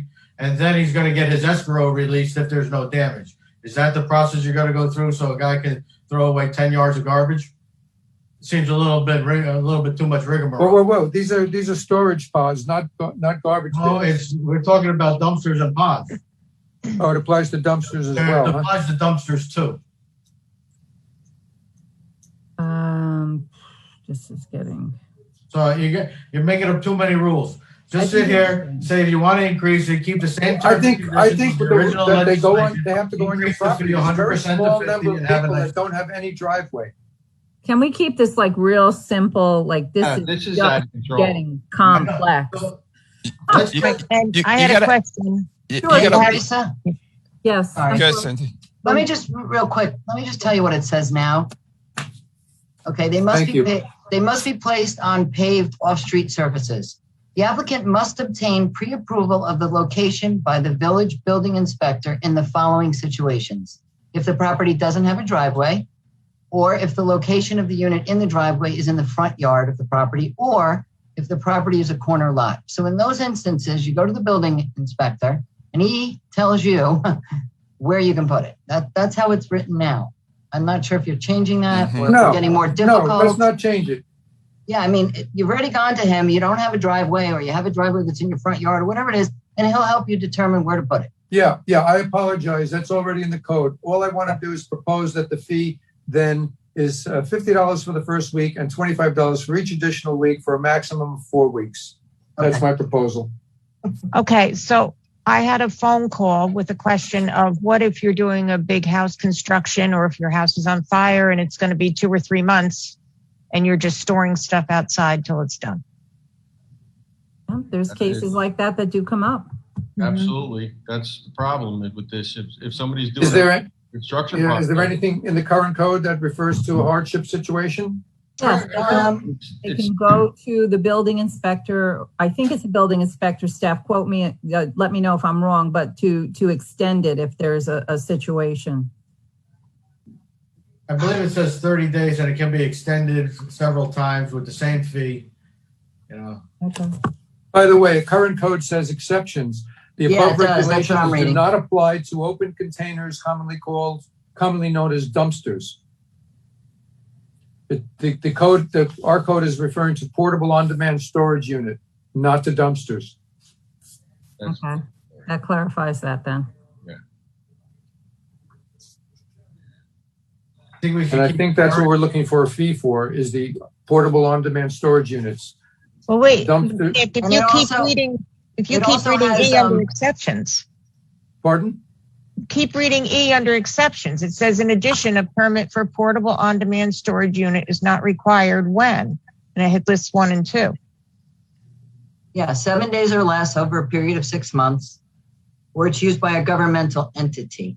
But you do have duration. There's some language in the duration that says in the event of a fire, hurricane, national disaster, or other emergency causing substantial damage to the structure, the property owner may apply to the village building inspector for permission to extend the time that the unit may be located as a temporary structure on the property. It shall be made in writing, filed with the village building. So I think we were trying at that point to figure out, somebody had a fire and it needed to be there for longer. it's sort of addressed here? I mean, we don't talk about a Yeah. fee. We don't talk about a Code fee. is in written that. pretty well. Yeah, I mean, it is. Yeah. It allows up to a maximum of 90 days over a 12-month consecutive period. Right. Except in the next paragraph, if there's, some major event, fire, something major, Oh, yeah. they can go to the building department and say, hey, look, I had a huge fire. It's going to be here for 6 months, and they can give permission or a permit. Well, we would want to work with people if they're in Right. a circumstance like that. We wouldn't, Right. it's understandable that they need extra time and they need help. So, Correct. we wouldn't want to hurt them. I believe this code was vetted perfectly when it was enacted. Yep. We went through these perturbations and this whole procedure to take into account every possible scenario. And I believe the legislation has worked. It has alleviated the original legislative intent and why we put this together. We should leave this legislation alone because it is simple. It has been a benefit to the residents. We should leave it alone. And if you want to change the fees, change the fees. Don't And that's change what I the way the changed. law is Yep. applied. Okay, so that's all of a And sudden. that's we all got that I off on changed, another 'cause- tangent here. Right. That's all I changed. That's all I thought we were changing. So I know, but I Yeah, agree. it came up on the building inspector's proposals, and we decided to leave this to handle separately. But truthfully, I agree with if you say that this law is fine. So do we want to change the fee on this then? I mean, right now it's saying $25 for each 30 days. That was the only thing we wanted to change, to take it out of the code. let's go for $25 or $50 and that's it. We'll just amend the master fee schedule and that's it. Yeah, put it in the fee schedule, not this, so that Yes. Okay. okay. Works for me. Perfect. Okay, so this next couple should be a lot simpler. Discussion on retaining a survey and title search on property located at Lens Cove. We did have a discussion about this before. The proposal is $7,000. And remember, we found out some interesting things over at Lens Cove, that the city of Peekskill comes into the Lens Cove, and we didn't know that. We also didn't know for many years that Entergy owned most of our baseball field, actually half of it up to the second baseline. So we're finding out new things as we go along here. So it's a decision the board has to make if they'd like to do a survey and also a title search to make sure that in fact is the case, that it is the city of Peekskill's property. And there is a diagram here that shows what the GIS map is. So up to the board what they would like to do, if they would like to find out for sure. Did the city of Peekskill do a survey yet? No, the city of Peekskill believes this their property, and we actually pay taxes to the city of Peekskill, and we've been paying taxes forever, as far as I can see. That's something Marcus had uncovered recently. Marcus, what do we pay for taxes on there? Or It's cheap. It's cheap. Cindy has the numbers. It's not a lot of money at all. I think a couple $100. Yes, it's $190 or something like that. Yeah. It's almost nothing. And like I said, since it's city property, it is tax exempt except for county sewer and county refuse tax. So just to make sure we're not paying the city of Peekskill, we're paying the county taxes on that property. Okay. All right. So the idea would be is to identify the meets and bounds on that property, and maybe hopefully approach the city of Peekskill and see if we can have an agreement that our property can be annexed back into the village. So that way we don't have to go to the city if whatever the village board wants to do on that property. Because right now you will have to get permission from the village to do that officially, because it is within the city of Peekskill.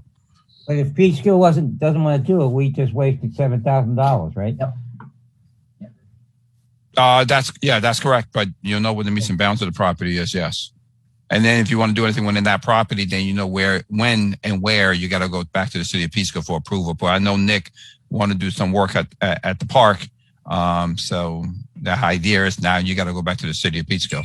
Well, I don't think this ever came up before. Correct. When we put benches there, when they just did that new picnic table, we had to get a permit from Peekskill? No, not to do a picnic table. It's No. not technically our property, but it's within the city of Peekskill. Yeah, so you want to do any major changes to that property? Yeah, well, you if have you, to go own to a, the city. if you own a property within the village of Buchanan, you have to go to the village of Buchanan for a permit. So That's we're correct. saying that Bob should have gone to the Peekskill for a permit to do that, to put in that picnic table that they just restored. Picnic table, but if you do any structures or anything like that, if you do They maybe. they put a concrete pad.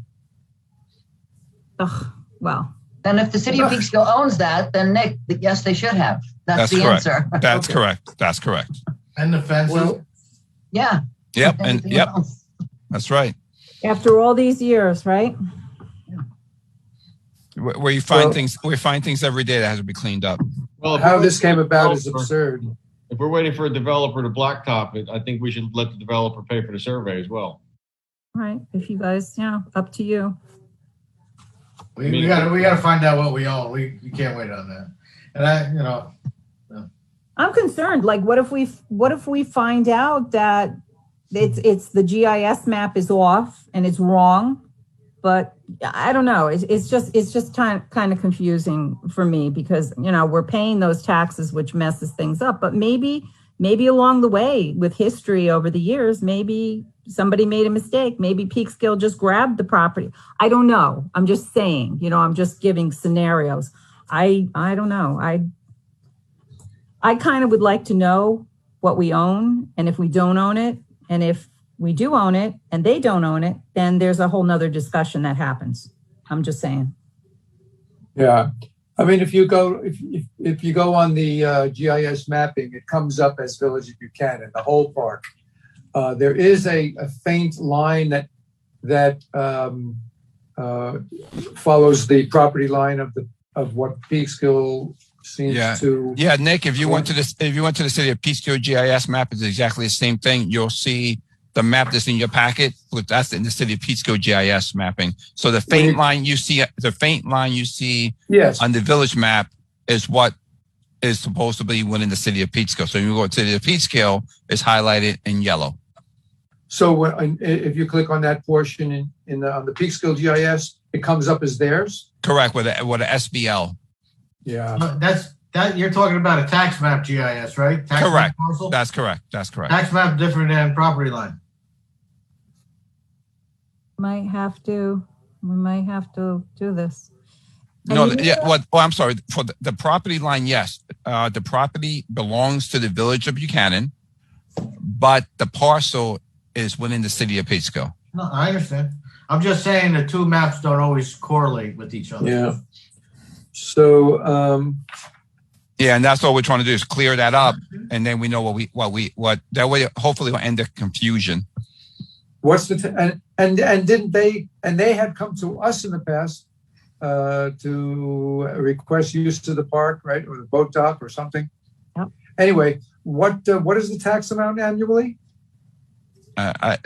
Cindy, you still there? I don't know how much we paid it. It's maybe 100. Sorry. Small. Do you know Yeah, how- this year was $197.59. So it's not a tax. It's not a tax All right. issue at all. So it's not a It's big always financial easier to issue. give them a check for $200 or for $100 than go through all the rigmarole. So that's why it was always paid out. Yeah. Yeah. Yeah. Mhm. Yeah. But if we're going to do if we wanted to do a kayak dock, we have to go through them. Yes. All right. I think that the city we should determine this and try to work or try to work out an arrangement with Peekskill to say, look, that's we're showing it, and just tell them, be nice guys and give it to us. Yeah, okay. Not allowed to, against the law. Yeah. Yeah. Can't give away public property. And you know what I found kind of interesting? When they were doing the river walk, they said, oh, we're going to put those ballast in for you with our going down to the ramp.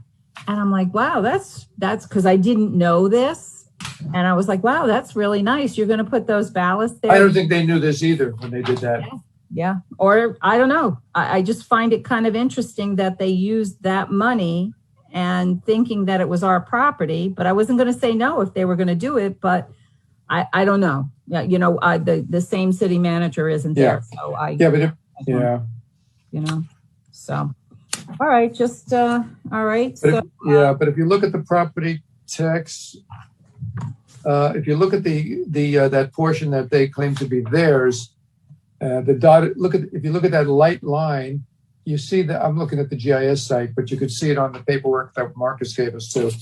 There's actually, when you're coming along where that walkway is, there's actually a small little strip of uncontested land that is Buchanan. So you go from Peekskill and then a little piece of Buchanan, and then you're along where they actually put the walking thing along the road is Buchanan. The right of way to the road there is ours. That's correct. So the walkway they put is on the Buchanan right of way along the road. I think we need to know if it's ours or not. I think so too. All right, put that on for the next meeting. Okay, is everyone okay with that? We can move on? Yep, I am. Okay, good. Thank you.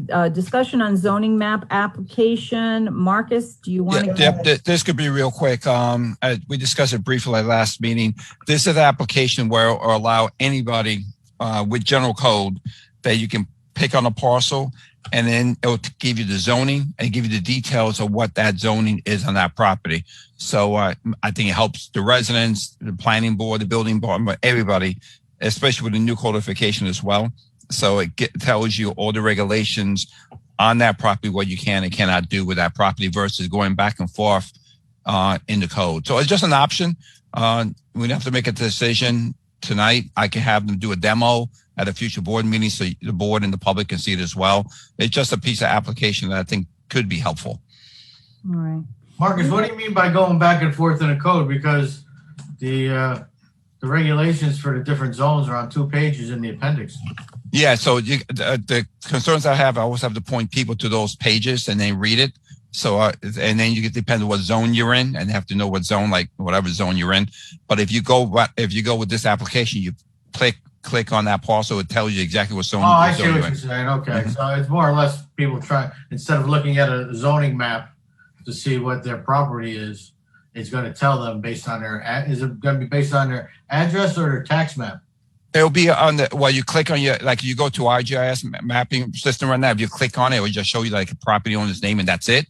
But with this application, you click on it, also show you the zoning you're in, and then you can click on the details and it give you all the details within that zone. All right, I got you. Okay. So, something if you want to go to, to the next workshop, I can have them come down and do a little demo if you guys would like to see that and you can see how it works. Just trying to give you guys new applications, new tools that maybe people could benefit out of. Well, that also comes with a $1,500 membership fee every year. Yeah, that's the annual maintenance fee for the application. So every time you change anything in the code or zone, automatically it's updated to that application as well. You know what? And I find that maintenance fee interesting because we're looking at doing some other applications, and we asked with the police department and I think it was the police department, with the different applications, how much the maintenance fee would be each year. So that's kind of, give us an idea of maybe what the maintenance fees. And one of the other, there was something else too, Marcus, I don't remember. Okay. So we were asking about and again, it's just I think it's a nice tool to have. I'm not pushing it. It just came out. People are beginning to use it. And I didn't want you guys not to know what's, new technology is coming out. Okay, well, let's have a demo and then the board could discuss it further if they're interested in that. Okay. All right, Stephanie, this one I'm going to have you take because we've been going back and forth, games of chance. We've had discussions on this, and I know St. Christopher's had contacted me. They wanted to do a car raffle.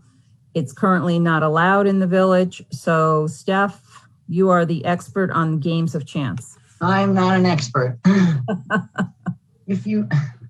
we have been through this quite often.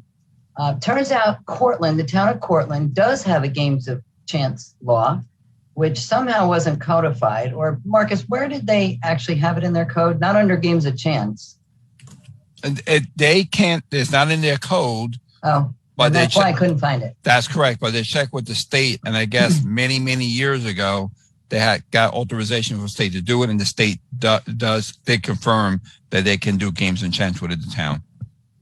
Okay, so if you wanted to piggyback, according to the law, because we're a village within a town that has games of chance, you can do this by a permissive referendum would be required.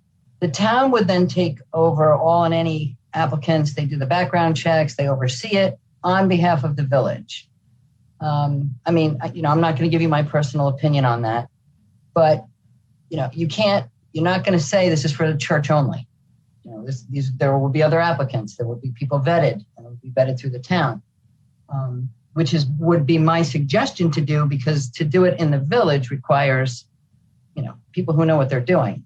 You really have to vet people out. You have to oversee it. The police chief becomes the person who enforces it. There's all kinds of laws on it. And I just wanted to make it really clear that you have to have a permissive referendum. So you have to watch your times, because if you do it at a certain time of the year, you have to have a special election. If you do it closer to the general election, you could put it on the ballot at your next general election, which would obviously save some time and money. But just be advised that you might be doing it for a church. That means, it's open to others as well. And it depends on if you want that in your village. That's a board thing. So that would include bingo too? Now, bingo, I think, is under a different law. Okay. I mean, I see in codes that some people do just bingo, and it's sort of different than games of chance. I'm not an expert on games of chance, and I didn't become one because I wasn't sure how any of you felt about it.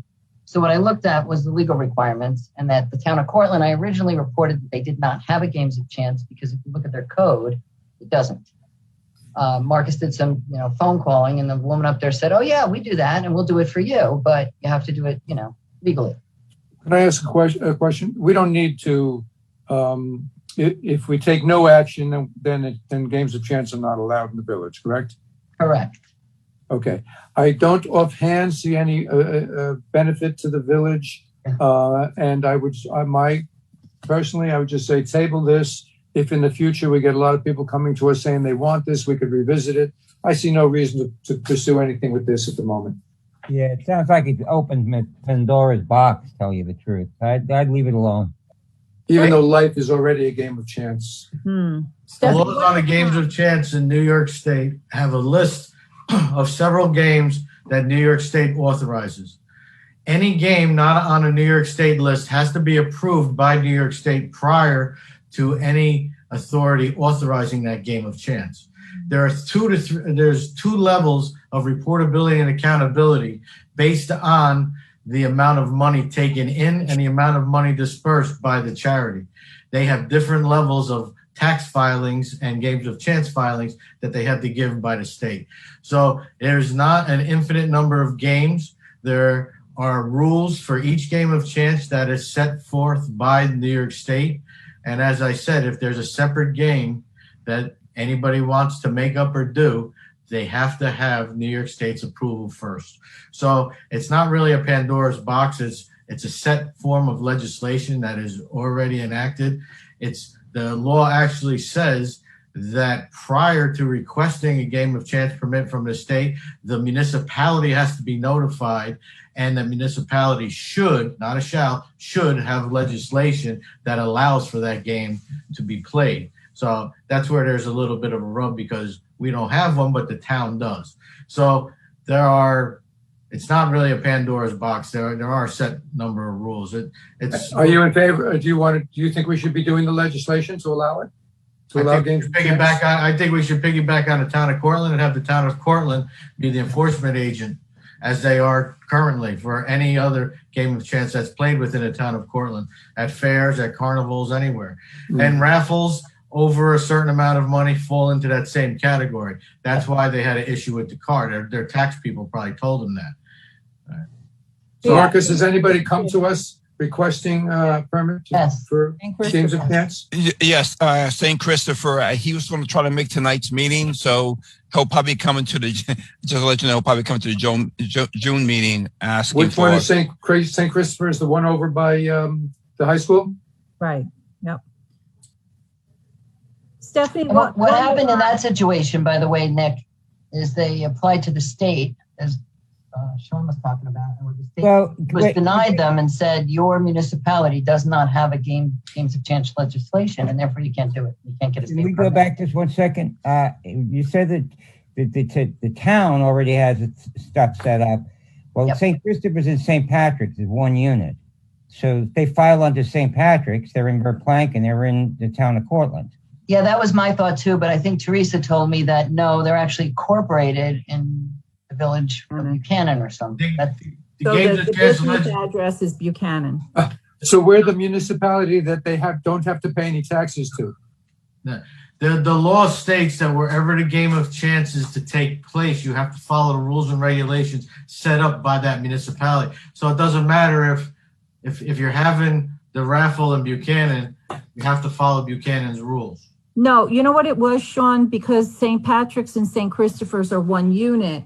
And I mentioned to them, and I said, well, if the town has it, then why don't you do the raffle out of the Verplank church?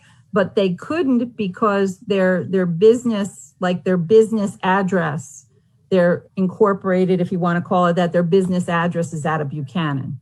So they couldn't say, okay, St. Patrick's is doing this raffle when really St. Patrick's and St. Christopher's are one, and they work out of the Buchanan address. I got you. Ossining does it at St. Augustine. There's a lot of places that do it. Yeah. There are different rules and regulations for individual games. The odds are different. There's different levels of accountability. So other communities around us do it. I'm not so sure of the city of Peekskill, but I know the town does it. I know Ossining does it. I know Briarcliff does it. What about Mount Carmel? Yeah, well, that's what I said, the town of Cortland. I wasn't saying, Verplank, town of Cortland. No, we go into the town of Cortland Yeah. games of chance, and everything goes through. I file for it every year for the feast, and it's pretty basic. The money wheel is one of those games listed in New York State. Yeah, everything comes through state code. So is this basically just a fundraiser for them? It's a way to raise money? It's for a nonprofit. If it's nonprofit, that's what the game of chance is. It only applies to nonprofits. Okay, but nonprofit. Oh, so you can't open up a casino down the street and say have a nice day. No, it only applies to nonprofits. That's right. What about schools? Can schools do it? Well, I don't know if they're allowed to. Yeah. So I know St. Christopher's wanted to raffle a car, and I think it was coming to $35,000 from what I remember from the conversation. But Stephanie, while we have you here, what are your thoughts on the cons on this, so that we can look at both sides of the issue? I mean, I don't, it's your village. I don't have any thoughts. I'm not an expert on it. I don't know the specific games. I think that piggybacking on the town is probably smarter because you're a small village and Right. without being disrespectful, you don't have the personnel that can vet the applicant, go through it, enforce it. Your police chief is the enforcement officer by law.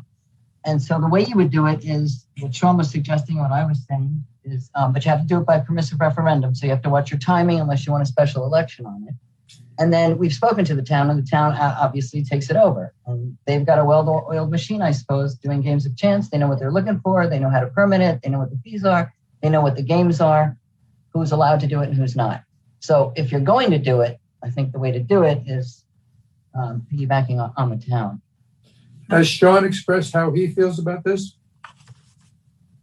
I was just telling you from personal experience. Almost every adjoining community has a bingo game. Peekskill has bingo, Yorktown, Austin, everybody has bingo.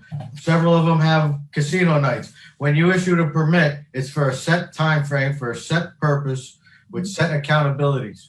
So we don't have a lot of nonprofits within our community. A few churches, a fire department. How many people are we really going to be affecting? You're talking about one night casino night to try and raise a couple of $1,000s for a nonprofit. And we're not going to have any enforcement. We're not going to have any increased paperwork on our part. We're not going to have to expend any village funds. It might even help increase. It might help increase volunteer efforts in different aspects or portions of our community and get more community involvement. And if it doesn't cost us anything and the laws are already in place in the town of Cortland and all of our adjoining communities, I don't see a detriment. But it's basically a fundraiser for nonprofits. Well, I started out saying I didn't see any particular advantage to the village. I also don't see any disadvantage, really. I don't think we're looking at any kind of wild gambling, criminal activities. It sounds like something that would be fine.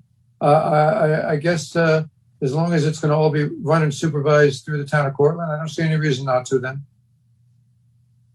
I agree. All right, so we have to discuss the permissive referendum yet. So Stephanie, you will, we'll look at that, make sure we're in the timeline for that. I mean, the timeline, when are you looking, what, you mean for your next general election? I know they want to do it sooner. I mean, we can have, you know, it doesn't cost us that much to do a special election. It doesn't cost us that much to have an election, you know. Okay. But Cindy, when you get a chance, if you could get us that information. What information are you looking for specifically? During an election, like, so if we went to Like the $2,000 $2,000. approximately. Okay. Yeah. And how many people do they have to oppose the permissive referendum in order to force a ballot measure? I don't know. I forget what it is, 20% of the next, 20% of the last people registered in the last election. But I can look that up and send you a memo on it. All right, yeah. A special election, let's see, petition filed after March 1st and before January. So you would have a special election until January 1st, December 31st, from now till then. If I'm not mistaken, I think the law, I'm probably wrong at this because there's so many different criteria. I believe it's 20% of the people eligible to vote in the last gubernatorial election for a permissive referendum. I'm probably wrong because there's 3 different levels of permissive referendum criteria. And I believe you would need like 200 and some people to come in and oppose it. Right. But I'm not sure about that. Yeah, and I'll confirm it.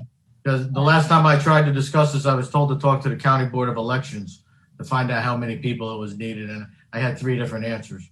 Mm-hmm. Well, good. At Then we this can pick the point, answer we like. Teresa, if you're looking to do it sooner rather than later, you'll have to do a special election. All right. Only if the permissive referendum is voted down by petitions.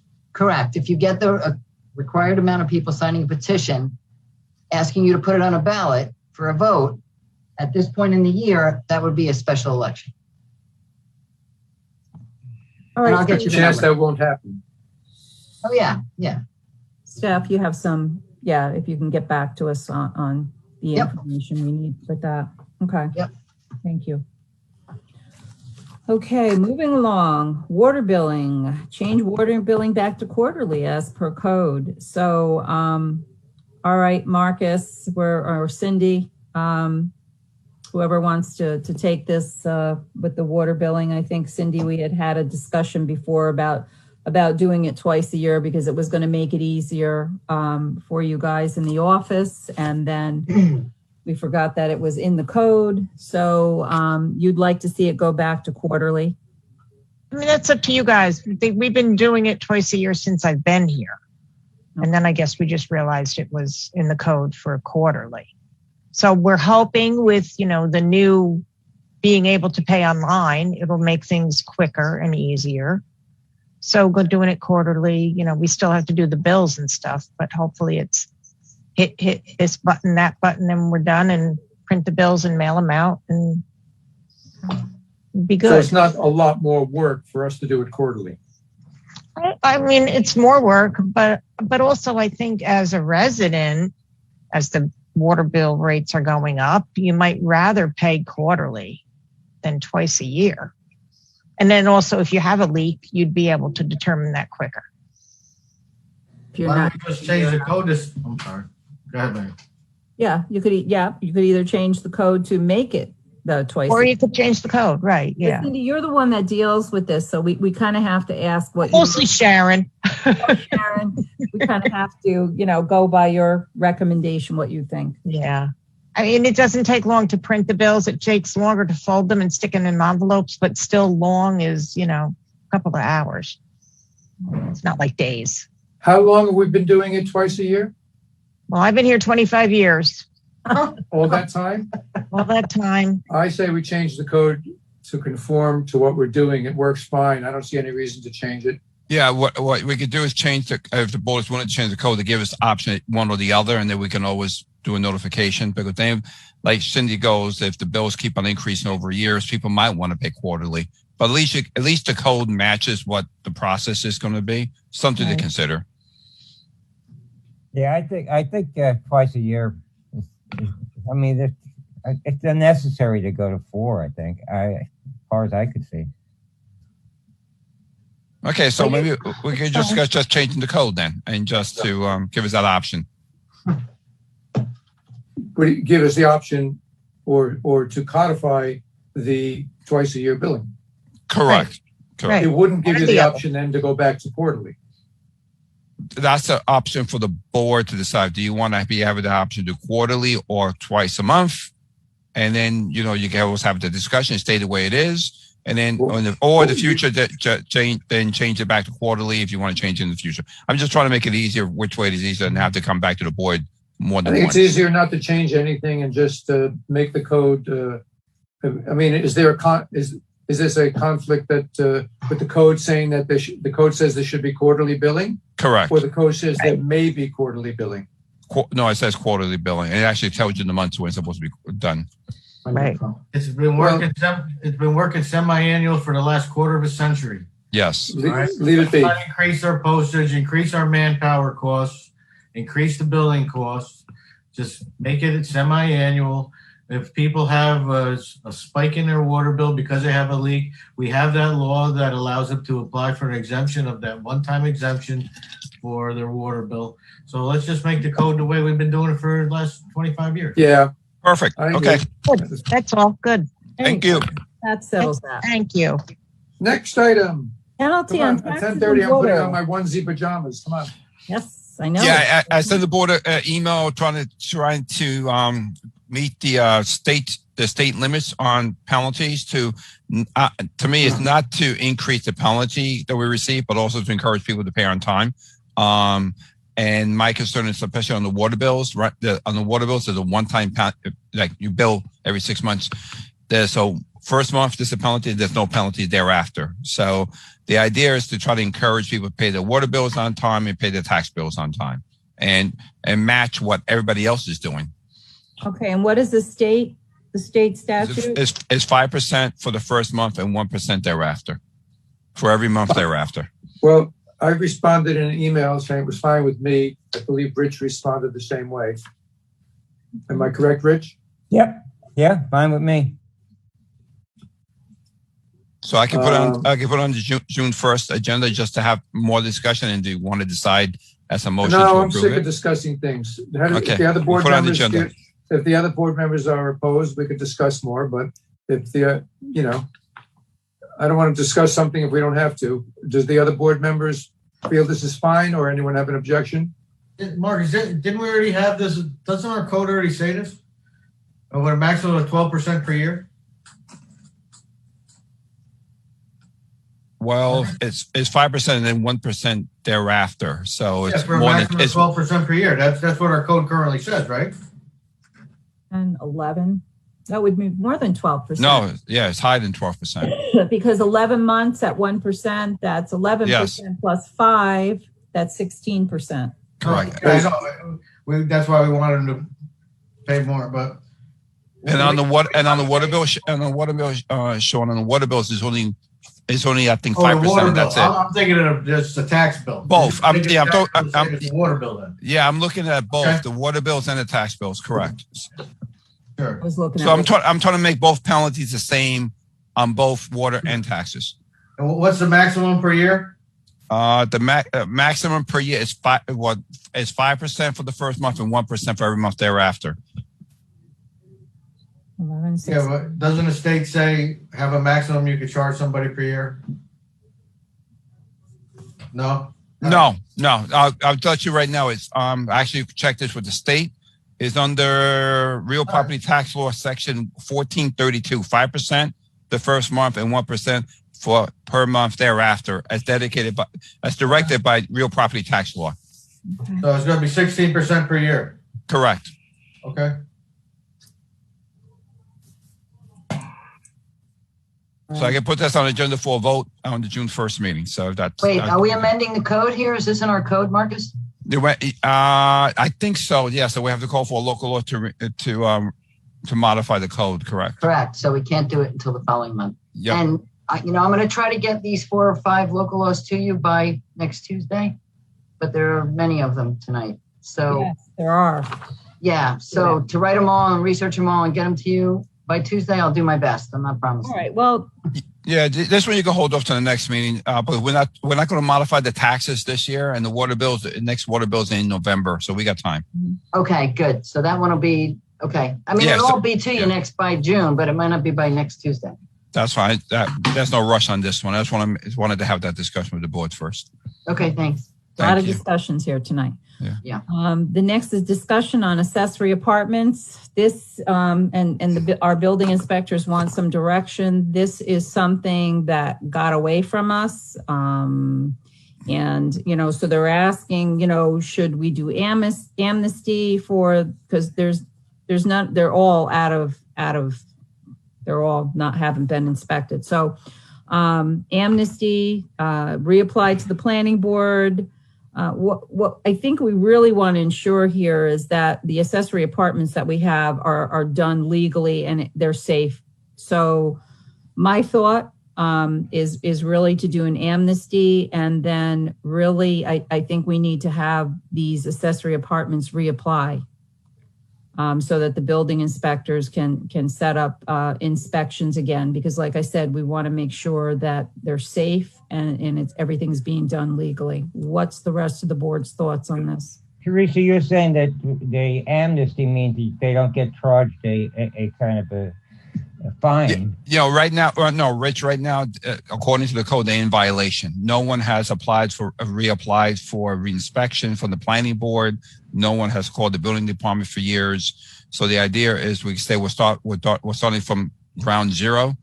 Okay, then why don't we put out a thing in the monthly thing saying anybody with an accessory apartment has to apply or they'll be fined? I don't think that's a reliable way to notify people in the monthly newsletter. I think you actually have to mail, send something in the mail. How do we even know, Nick, who has it? We have a list of people that did apply originally to the planning board and did receive approvals, and so we have that file that we can go through. But you're right. If other people built accessory units without telling us, we won't know until somebody files a complaint or comes in to reapply. Right. Well, I think, first of all, once people apply through the planning board to get an accessory apartment, they're subject to an annual inspection, and we haven't been keeping up with those. But that's not their fault. Are they supposed to request it, or is the village supposed to do it? They're supposed to request the inspection? There is language in there that it can go both ways, but it does say the accessory apartment is supposed to request an inspection. But, the village hasn't maintained this at all. And we're only talking about maybe, 40 or 50 residents? Yeah, the building inspector, I asked him approximately how many he thought, and he said about 42. Yeah. So you have to go under the assumption these people are already willing to follow the law.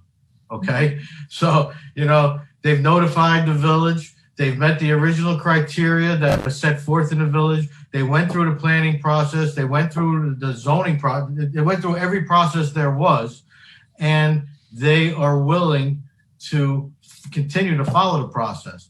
Because they didn't request and the village did not ask to come in and do an inspection, I don't think that it's right to remove their permits for having those accessory apartments.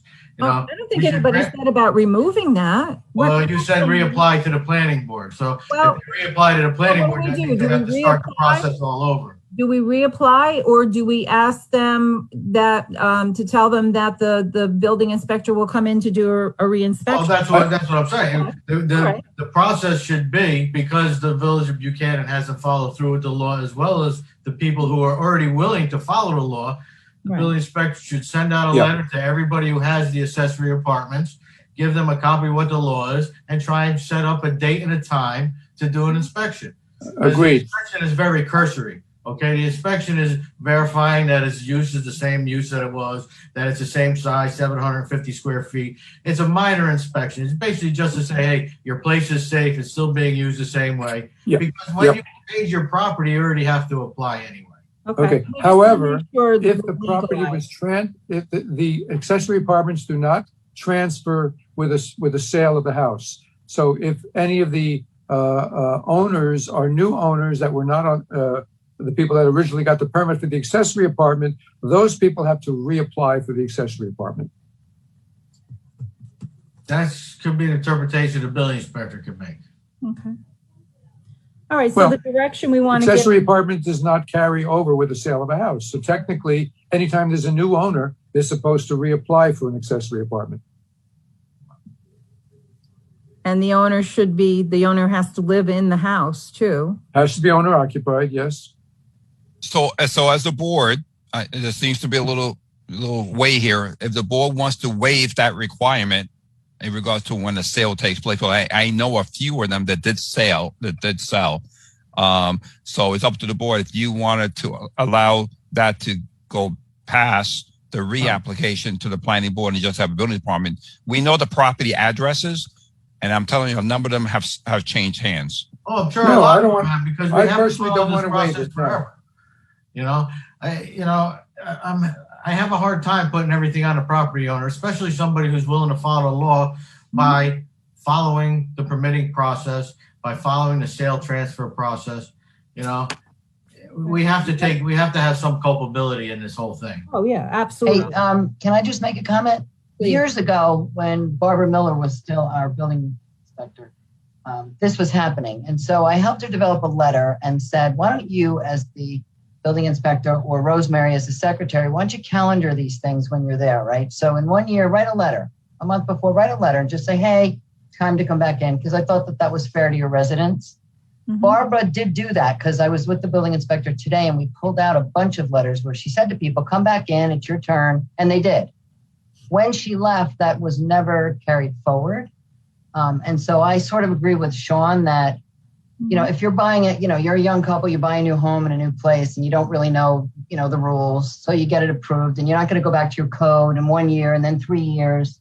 So I think that it would be more in line with being, welcoming, and these people, like Sean said, they're willing to go through the process. They just lost track of the time and they weren't ever reminded. Now the code doesn't say we have to remind them. So it's just a thought. And I kind of agree with Sean's thought that it's easy enough when you come in to get it to calendar it for a year. In fact, I had Outlook installed on the computer upstairs in the building department years ago for the purpose of calendaring these things, just to, to remind people. And Barbara was doing it. So I kind of agree with you Yeah, folks that we lost all that. we So- lost track, they lost track. So what do I we think need to do to get everybody, that's all we want to do. We want to get everybody back on track. We Yep. want to set this whole system up again, because right now they're illegal. So how do we get these, what do we do? Do we have the building inspector send out the letters and say, it's time, for us to re-inspect, or Barbara's letter? So that's what we're trying to do. We're just trying to get everybody back on track at this point. And I'm sorry, Sean, I know you want to say something, but also just to make sure, according to the code, the timeline is 1, 2, or 3 years that the planning board was set to come back to the planning board. So we do reinspection. We tell everybody to come back 3 years from now to come back to the planning board as well, besides the annual inspection. I just want to make sure we cover all the bases here. So when we tell the residents what we expect from them, everybody's clear. Well, you can put that all in the same letter. Give them the copy of the code. Yep. Have the building inspector write out the letter the same way Stephanie did with Barbara, because I do remember this is what I was talking about with the programs and having things pop up for re-inspections. Yep. That's what I was talking about. And That's awful. we could send out that letter, give them the copy of the code, tell them to contact the village to set up an inspection or verify that it's being used the same way, making sure everything is safe, and ensure, and you guys have the same pop-up whenever something comes up. I forget what the code said. You said 3 years or 1 year. Yeah. Send them the same letter. You know what I mean? So the question is, do you want them to come back 1 year from now to come back to the planning board? Because according to the code, they're able to come back to the planning board 1, 2, or 3 years. But that's up to the planning board when the original approval was, the planning board was, and we want you to come back a year from now, or 2 years, or 3 years from now. Do you want everybody to come back 3 years from now, 2 years from now, or 1 year from now? Within the resolution that the planning board authorized, it should have already detailed that if there was an option. Correct. Correct. But So whatever the 43 property owners, there should be a resolution that allows the accessory apartment, and term and condition of the resolution should state 3 years or 2 years. okay, so we'll use the original approvals for the next reapplication. Perfect. Okay. Great. Because I Good think game that- plan. I think that was used because there were some issues with some things, and it said, we don't think that this is really going to work. Why don't we come back in a year and see what it is, and then Correct. make the decision for 3 years? Right. So let whatever their original stuff was, just continue it on. Perfect. Okay. At least that's my opinion. I don't know what the others Sounds think. No, that's an option to get this done, because we need to do something. So I really think the focus should be on all the illegal apartments that are around here. Oh, Instead of yes. going with the people who had the intention of following the law and are probably still following the law, so. But it's our law, and right now they're illegal. So we need to move this forward and make sure that these are legal, and these other apartments, we need code enforcement on that. So that's I just feel that the resources could be better used on going after violations instead of people who just didn't file the right paperwork after they filed all the paperwork to begin with. We're not going after these people. Well, We're okay. trying to get them back on track. We're trying to legalize this, because right now they're all illegal because we haven't followed the process. So there's two parties to blame here. So with these accessory apartments, we're just trying to legalize this again, get everybody back on track. The overcrowding, we've caught some of those people. That's a whole nother issue. But we really need to address this. We just can't close our eyes and let this continue. These people want to follow the law. That's great. So we need to do the reinspection. So to make sure, did anything change? Are there one of the big things I know when a big building inspector comes in is the fire, to make sure that the smoke alarms are working and things like that. So we're not looking to hurt anybody. We're looking to legalize, get everybody back on track.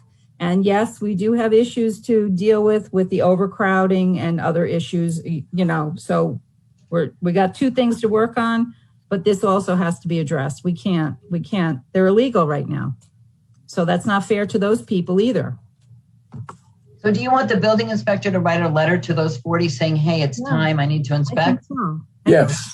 That's how we're going to get them on track. So now they realize, oops, maybe they didn't realize, Right. maybe they forgot. So just trying to get everybody back on track. That's all. Give them a copy of the code and pull their files and find out what their inspection frequency was supposed to be. I'm sure it was 3 years, because we only had a part-time building inspector. We didn't want to use resources that way every year, as well as going to planning board. So those are the three things that I feel should be included. I don't believe they should be automatically denied their ability to have that and then come into the planning board, because I know there might be some people are not familiar with the code, and they might interpret it differently than what the original interpretation was. What a planning board 30 years ago interpreted the code as might be different than what this planning board interprets the code as. So, I'm just not thrilled with this process. And just to make the record clear here, the way it works, the way it reads, is the initial permit was always for 1 year, and then they would come back in. The burden was on the applicant to remember 1 year up, come back in. The planning board could then do 1, 2, or 3. The few that I saw happen were 3. But then after the third year, it says the owner applicant shall request the building inspector to renew the permit.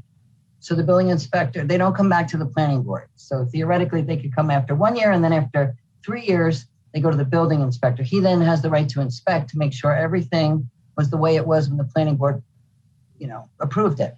If it's not, he sends it back. If it is, he renews, or she renews the permit.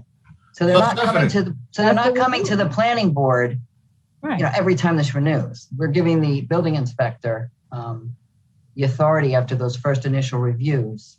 But that's what we're doing, Stephanie. We're going Right. So, but my question is, are you bringing them back to the planning board now, or you're just letting the building inspector? No, because that's what the code had said after the third year, the building inspector. So it's more than 3 years, but I'm sure the building inspector can go in and inspect what he needs to inspect. That's all.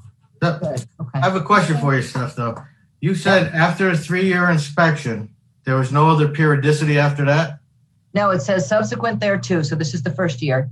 The special permit shall be valid for a period not to exceed 3 years, the exact term to be determined by the planning board upon its issuance of a renewal special permit.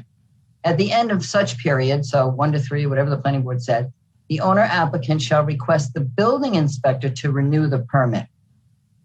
For what frequency? After 3 years? Yeah, well, after that initial Yeah. period, yeah. So if the planning board said 2 years, then it'd be after 2. So it's a little complicated, but after that time, the building inspector was on, and he or she had to renew the permit and had the authority to renew the permit without ever coming back to the planning board. What it sounds to me is after the first 2 inspections, there's no more inspections. Only you go to the building inspector Yeah. and say, I want to renew it. Come on in. And he inspects or she inspects. So they were never called back to the planning board. And my point in bringing that up is just that what Teresa was saying, many of these are many, many years old. So to call them back to the planning board, you're probably going to hear, well, the way your code reads here is I did that twice, and now I just have to call my building inspector. Yeah. Inspect, you know? Yeah. But you're all on that same page, so. Yeah. Yeah. Okay. So as long, we just need the inspections. That's very important. Just, Yep. let's get back on track here. Okay, we good? Good. All right. The next thing, we only have a few more things and then exec session again. Special chiefs elections. So we have a new agreement with the fire department and, sorry, it's on the last page.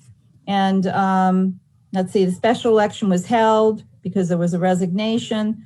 The following are the updated chiefs of the Buchanan Engine Company. Chief Andrew Roush, First Assistant Chief Robert Outhouse. He was elected, so congratulations, Bob. And Second Assistant Chief Al Park. So that's the update on that. I have a question on that, Mayor. I really don't understand the roles and responsibilities. I know you guys had changed the way the contract was written. I don't even remember if I read the contract, the things that went on. I'm not so sure. I just don't understand. Maybe you can help me. What is our role and responsibility? Why do we have to review an election? Well, this was all New York State law. And so when we finally did this new agreement with the firehouse, Stephanie, honestly, Stephanie has done a lot of work with the village, and we've over the years have done nothing but clean up things that should have been done for many years. And as you see, tonight we discussed something else that needed to be cleaned up. So this was part of our agreement. There's certain laws, New York State laws, that have to be followed. And with our new agreement, we basically, that's what we're doing. We're following New York State law. And Stephanie, if you would like to add on to that. So are we acting as a board of commissioners? Yes, you certainly are.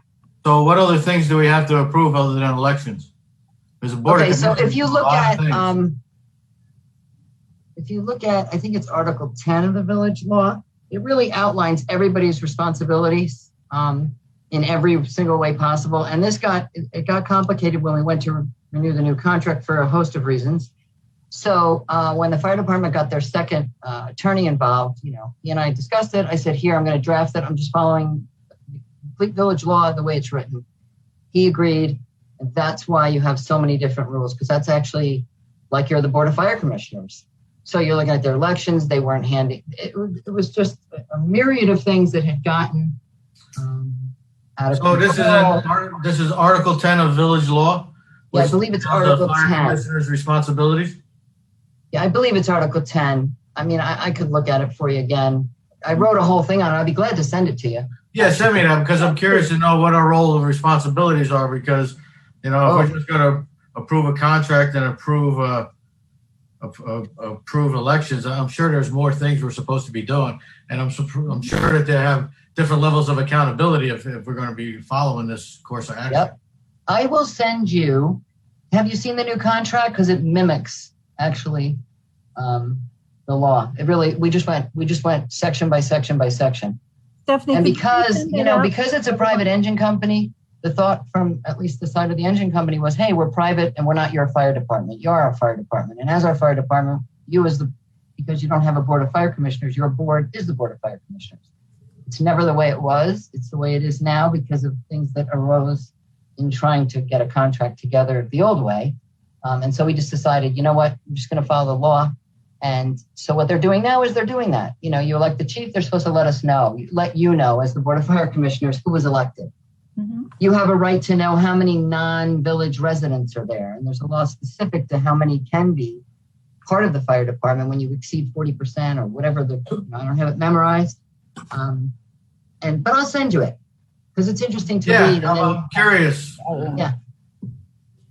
Stephanie, I don't remember. Do we formally have to approve the any new? No, I think they just notify you. Yeah. Okay.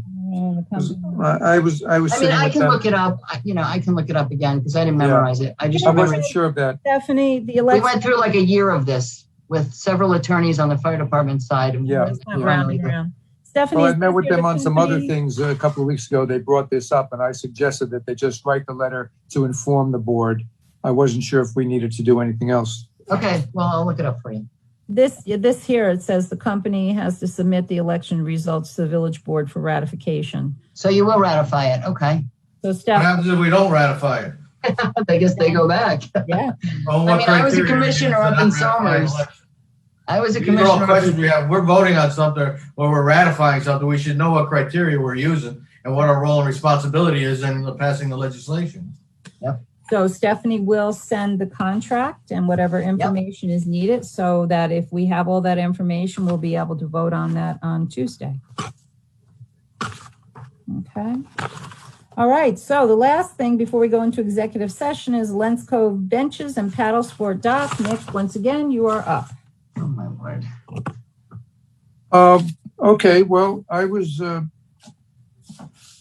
pushing that for some changes over there, which are now further complicated by property disputes. But I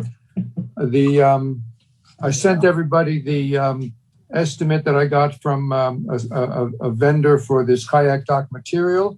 It's the same material that and docking system. It's a modular system that you could build as big or small as you want. It's the same stuff they have up at Ansville Circle. I believe they also have it up at Cold Spring and the kayak dock. But the price that I sent everybody, which was about $12,500, is a double dock. It's basically a floating platform with a recessed area where you could sit your canoe or kayak and slide in off of this into the water. So it makes entry into and exit from the water much easier. The price here includes railing, which would make it easier for people that have any mobility issues. And it does not include what we would have to do with our old boat dock, the lower half of which in the water is kind of broken up and corroded. There's some exposed rebar. It's kind of dangerous. You could not invite the public to be stepping into the water in that situation. So you'd probably have to just, when I went over with Bob Wheeler, he said that he could probably rent the machine to do it. You'd have to pull out the lower portion of that dock and just dispose of it. Then maybe patch up a little bit the upper part of the slab, which is mostly in good shape. You could probably patch a little bit, and then we could work from that point. And then maybe we might have to spread some river rock, some smoother stone along some of the beach area. If you go over there, you can see there's already rock spread on a couple of spots, but we need to make it a safe walking surface. And I don't really know what the price of this would be. It doesn't sound like it'd be a lot. It does require that we get the the approval from the Army Corps of Engineers, which is not costly, just a formality and paperwork. I don't know what kind of fees go with it. I don't think it's a lot. This includes an optional walkway because it's a very gradual approach there. It's not like the edge of a lake where you're on land and then you're in deep water. It's a very gradual descent. So the walkway would just lengthen it so that you could account for the tide, the low to high tide differential. I think is about typically it's about 3 feet normal tides, but of course that could be more in a full moon or in a storm. But not that people will be kayaking in a storm, but you might need a little extra length so that during low tide, the front of the dock is still in the water. And I also suggested that we get some new benches, and the benches that we put in front of the village hall, which are 8-foot benches with metal supports and a composite slats. If you haven't looked closely at them, you can. Those were about $850 each. They came broken down when we got those a few years ago. Right now, the same bench is $952. Requires assembly and footings put in by the highway department. They were able to do the 3 new benches in front of Village Hall. Obviously, when their manpower is used up on garbage day or something, that's not when they do it, but on a day when they're able to, they can get to those benches. So we don't have to farm that installation out. So 6 benches and the kayak dock system is probably about 20,000.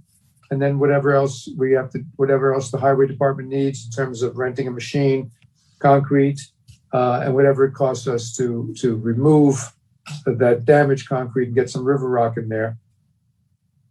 Probably we'll be looking Can we get a grant for that? For that waterfront group you're with? Eventually they're going to be handing out grants, aren't they? What waterfront group? The one you're on. LWRP. The LWRP? Oh, no, it would be up to the municipality. They're basically just overseeing the planning and, doing. You've got a whole bunch of grants. Well, grant, if the village might be able to get a grant for it. I was suggesting we take it out of the rec money. Rec money is just sitting there. Now, obviously, I know the board wants to use this rec money to do the pool repairs, but I would like to see of that 200,000. I'd like to see the 25,000-30,000 or so that it would take to do these a couple of nice improvements to the park. The park's kind of run down. Nick, do you really think it's going to get the paddleboard thing? And you've got the kayaks up in Peekskill. You've got ramps down in Verplank. You got a ramp down in Croton. How much waterfront access for people with paddle boats or kayaks do you need in this area? Rich, I can't give you an exact answer. I think it will get used. I think it'll be a nice addition to the park. The park is kind of shabby, run down, other than the fact that you can walk out to the point, it doesn't offer much. So I think it would be something that would generate more interest in the park, and I think it would get used. All right.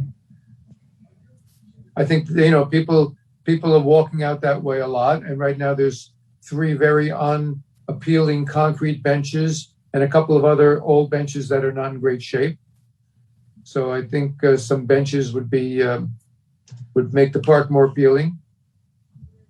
I think the park could use a lot of other things too. Maybe eventually we'll get grants for more major work, but I think these would be some small improvements that would make the park a little bit more appealing. Mm-hmm. But anyway, that's my story, and I'm sticking to it. Okay. Anybody else want to comment on that? I don't have a problem buying the benches. I don't know about the kayak thing, but I don't see why we couldn't take some of the recreation money and put in some new benches, especially because we don't know if we're going to be able to use that from the city of Peekskill. So I'll go halfway with you on that one, Nick. That's touchy, yeah. Okay. All right. I'm okay with benches too, but let's, at least we can do the benches, get that started, Nick, if everybody else agrees. Okay. And nobody cares to pursue the kayak dock there? I'm the only one that wants to see that? Right now, yeah, because I agree with Rich. There are other facilities that could be used. I don't want to end up having people use the kayaks and then you're going to make them pay a ramp fee to launch their boats when they come down there with trailers or whatever. I don't think there'd be a fee involved for paddle sports. It's not like the old boat ramp. No. Right. You know what? Why don't we put a little something in next month's newsletter to see if what interest there is in the boats. That's a good idea. I think everybody can use a bench. Not everybody can use a kayak. Yeah. Okay. The only other thing I want to say, the Tri-Village Memorial Day Parade is Monday. It is, there are no marchers this year. The fire departments, Buchanan, Montrose, Verplank will line up at the high school. They will go to Albany, down Albany Post Road, north on Albany Post Road on Lindsay Avenue through the circle to the pavilion, where there will be a ceremony at approximately 11:15. This year is the Buchanan Fire Department's turn, and I'm hoping to see all of you there on Monday. And also Friday, the town of Cortland has a ceremony at 1:30. I don't know if that's going to be, I don't know if it's going to be at the riverfront. They're saying the weather is not supposed to be good. So, Well, how would they decide that and when, Teresa? I'm sure Linda will put something out on Facebook, and she'll probably contact Village Hall to let us know Okay. about the Friday ceremony. I'm not totally sure. If she decides to move it to Morabito, if she would decide probably Friday morning, something like Yeah, that? oh, I'm sure. Yeah, she's got to give Yeah. people some time because it starts at 1:30. So she Right, okay. I mean, I guess what I should have asked was whether it's down in the park or over in the Morabito, it's going to be at 1:30. Yes. Okay, right, got you. Okay. Does anybody have anything else? Otherwise, we'll go into executive session, but up to the board if anybody has anything to comment on or. I'm good. Good? Good? Okay. All Well, I right. was just wondering, Mayor, did Sure. you ever get a chance to talk with the county or the town about the sewer plant? I have not had a chance yet. I've been kind of busy this week, but there's, I am going to be speaking to the county because they're talking about a consolidation throughout the county. So I do want to have a conversation with them, but there's some work that we have to do to look at everything. I'd like to get all the prices and understand the different options. And so I will still continue to do that. It's been a pretty busy week, but. A consolidation of what? The county is looking to consolidate all of the sewer plants, but in the conversations that I've been on some of the calls, in those conversations, they're not allowing a plant that needs to be upgraded or needs substantial work. They're not even considering that. So we would still have to do the work if the board decided to do a consolidation, but you know how I feel. I just don't think, considering the amount of property that we have to develop, I just don't think that's the right option for the village to take. Plus, we're still looking at grants, if we can get grants and different things like that. There is another option, but I'm just not ready to discuss that yet with the sewer treatment plant. So there are other things being worked on, but I'd like to get the whole picture and then present it to the board, and then the board can make their decision what they'd like to do with that. Okay, thanks. Okay, yep, thank you. Yeah, the week went by fast. Okay, all right, so I'm gonna make a motion to go into executive session. So moved. I'm sorry, Rich, did anybody else have anything to say? I'm sorry, I don't wanna cut anybody off. No? Okay, so a motion to go into executive session to discuss personnel issues. So moved. Second, Second. all in favor? All right. Aye. All right.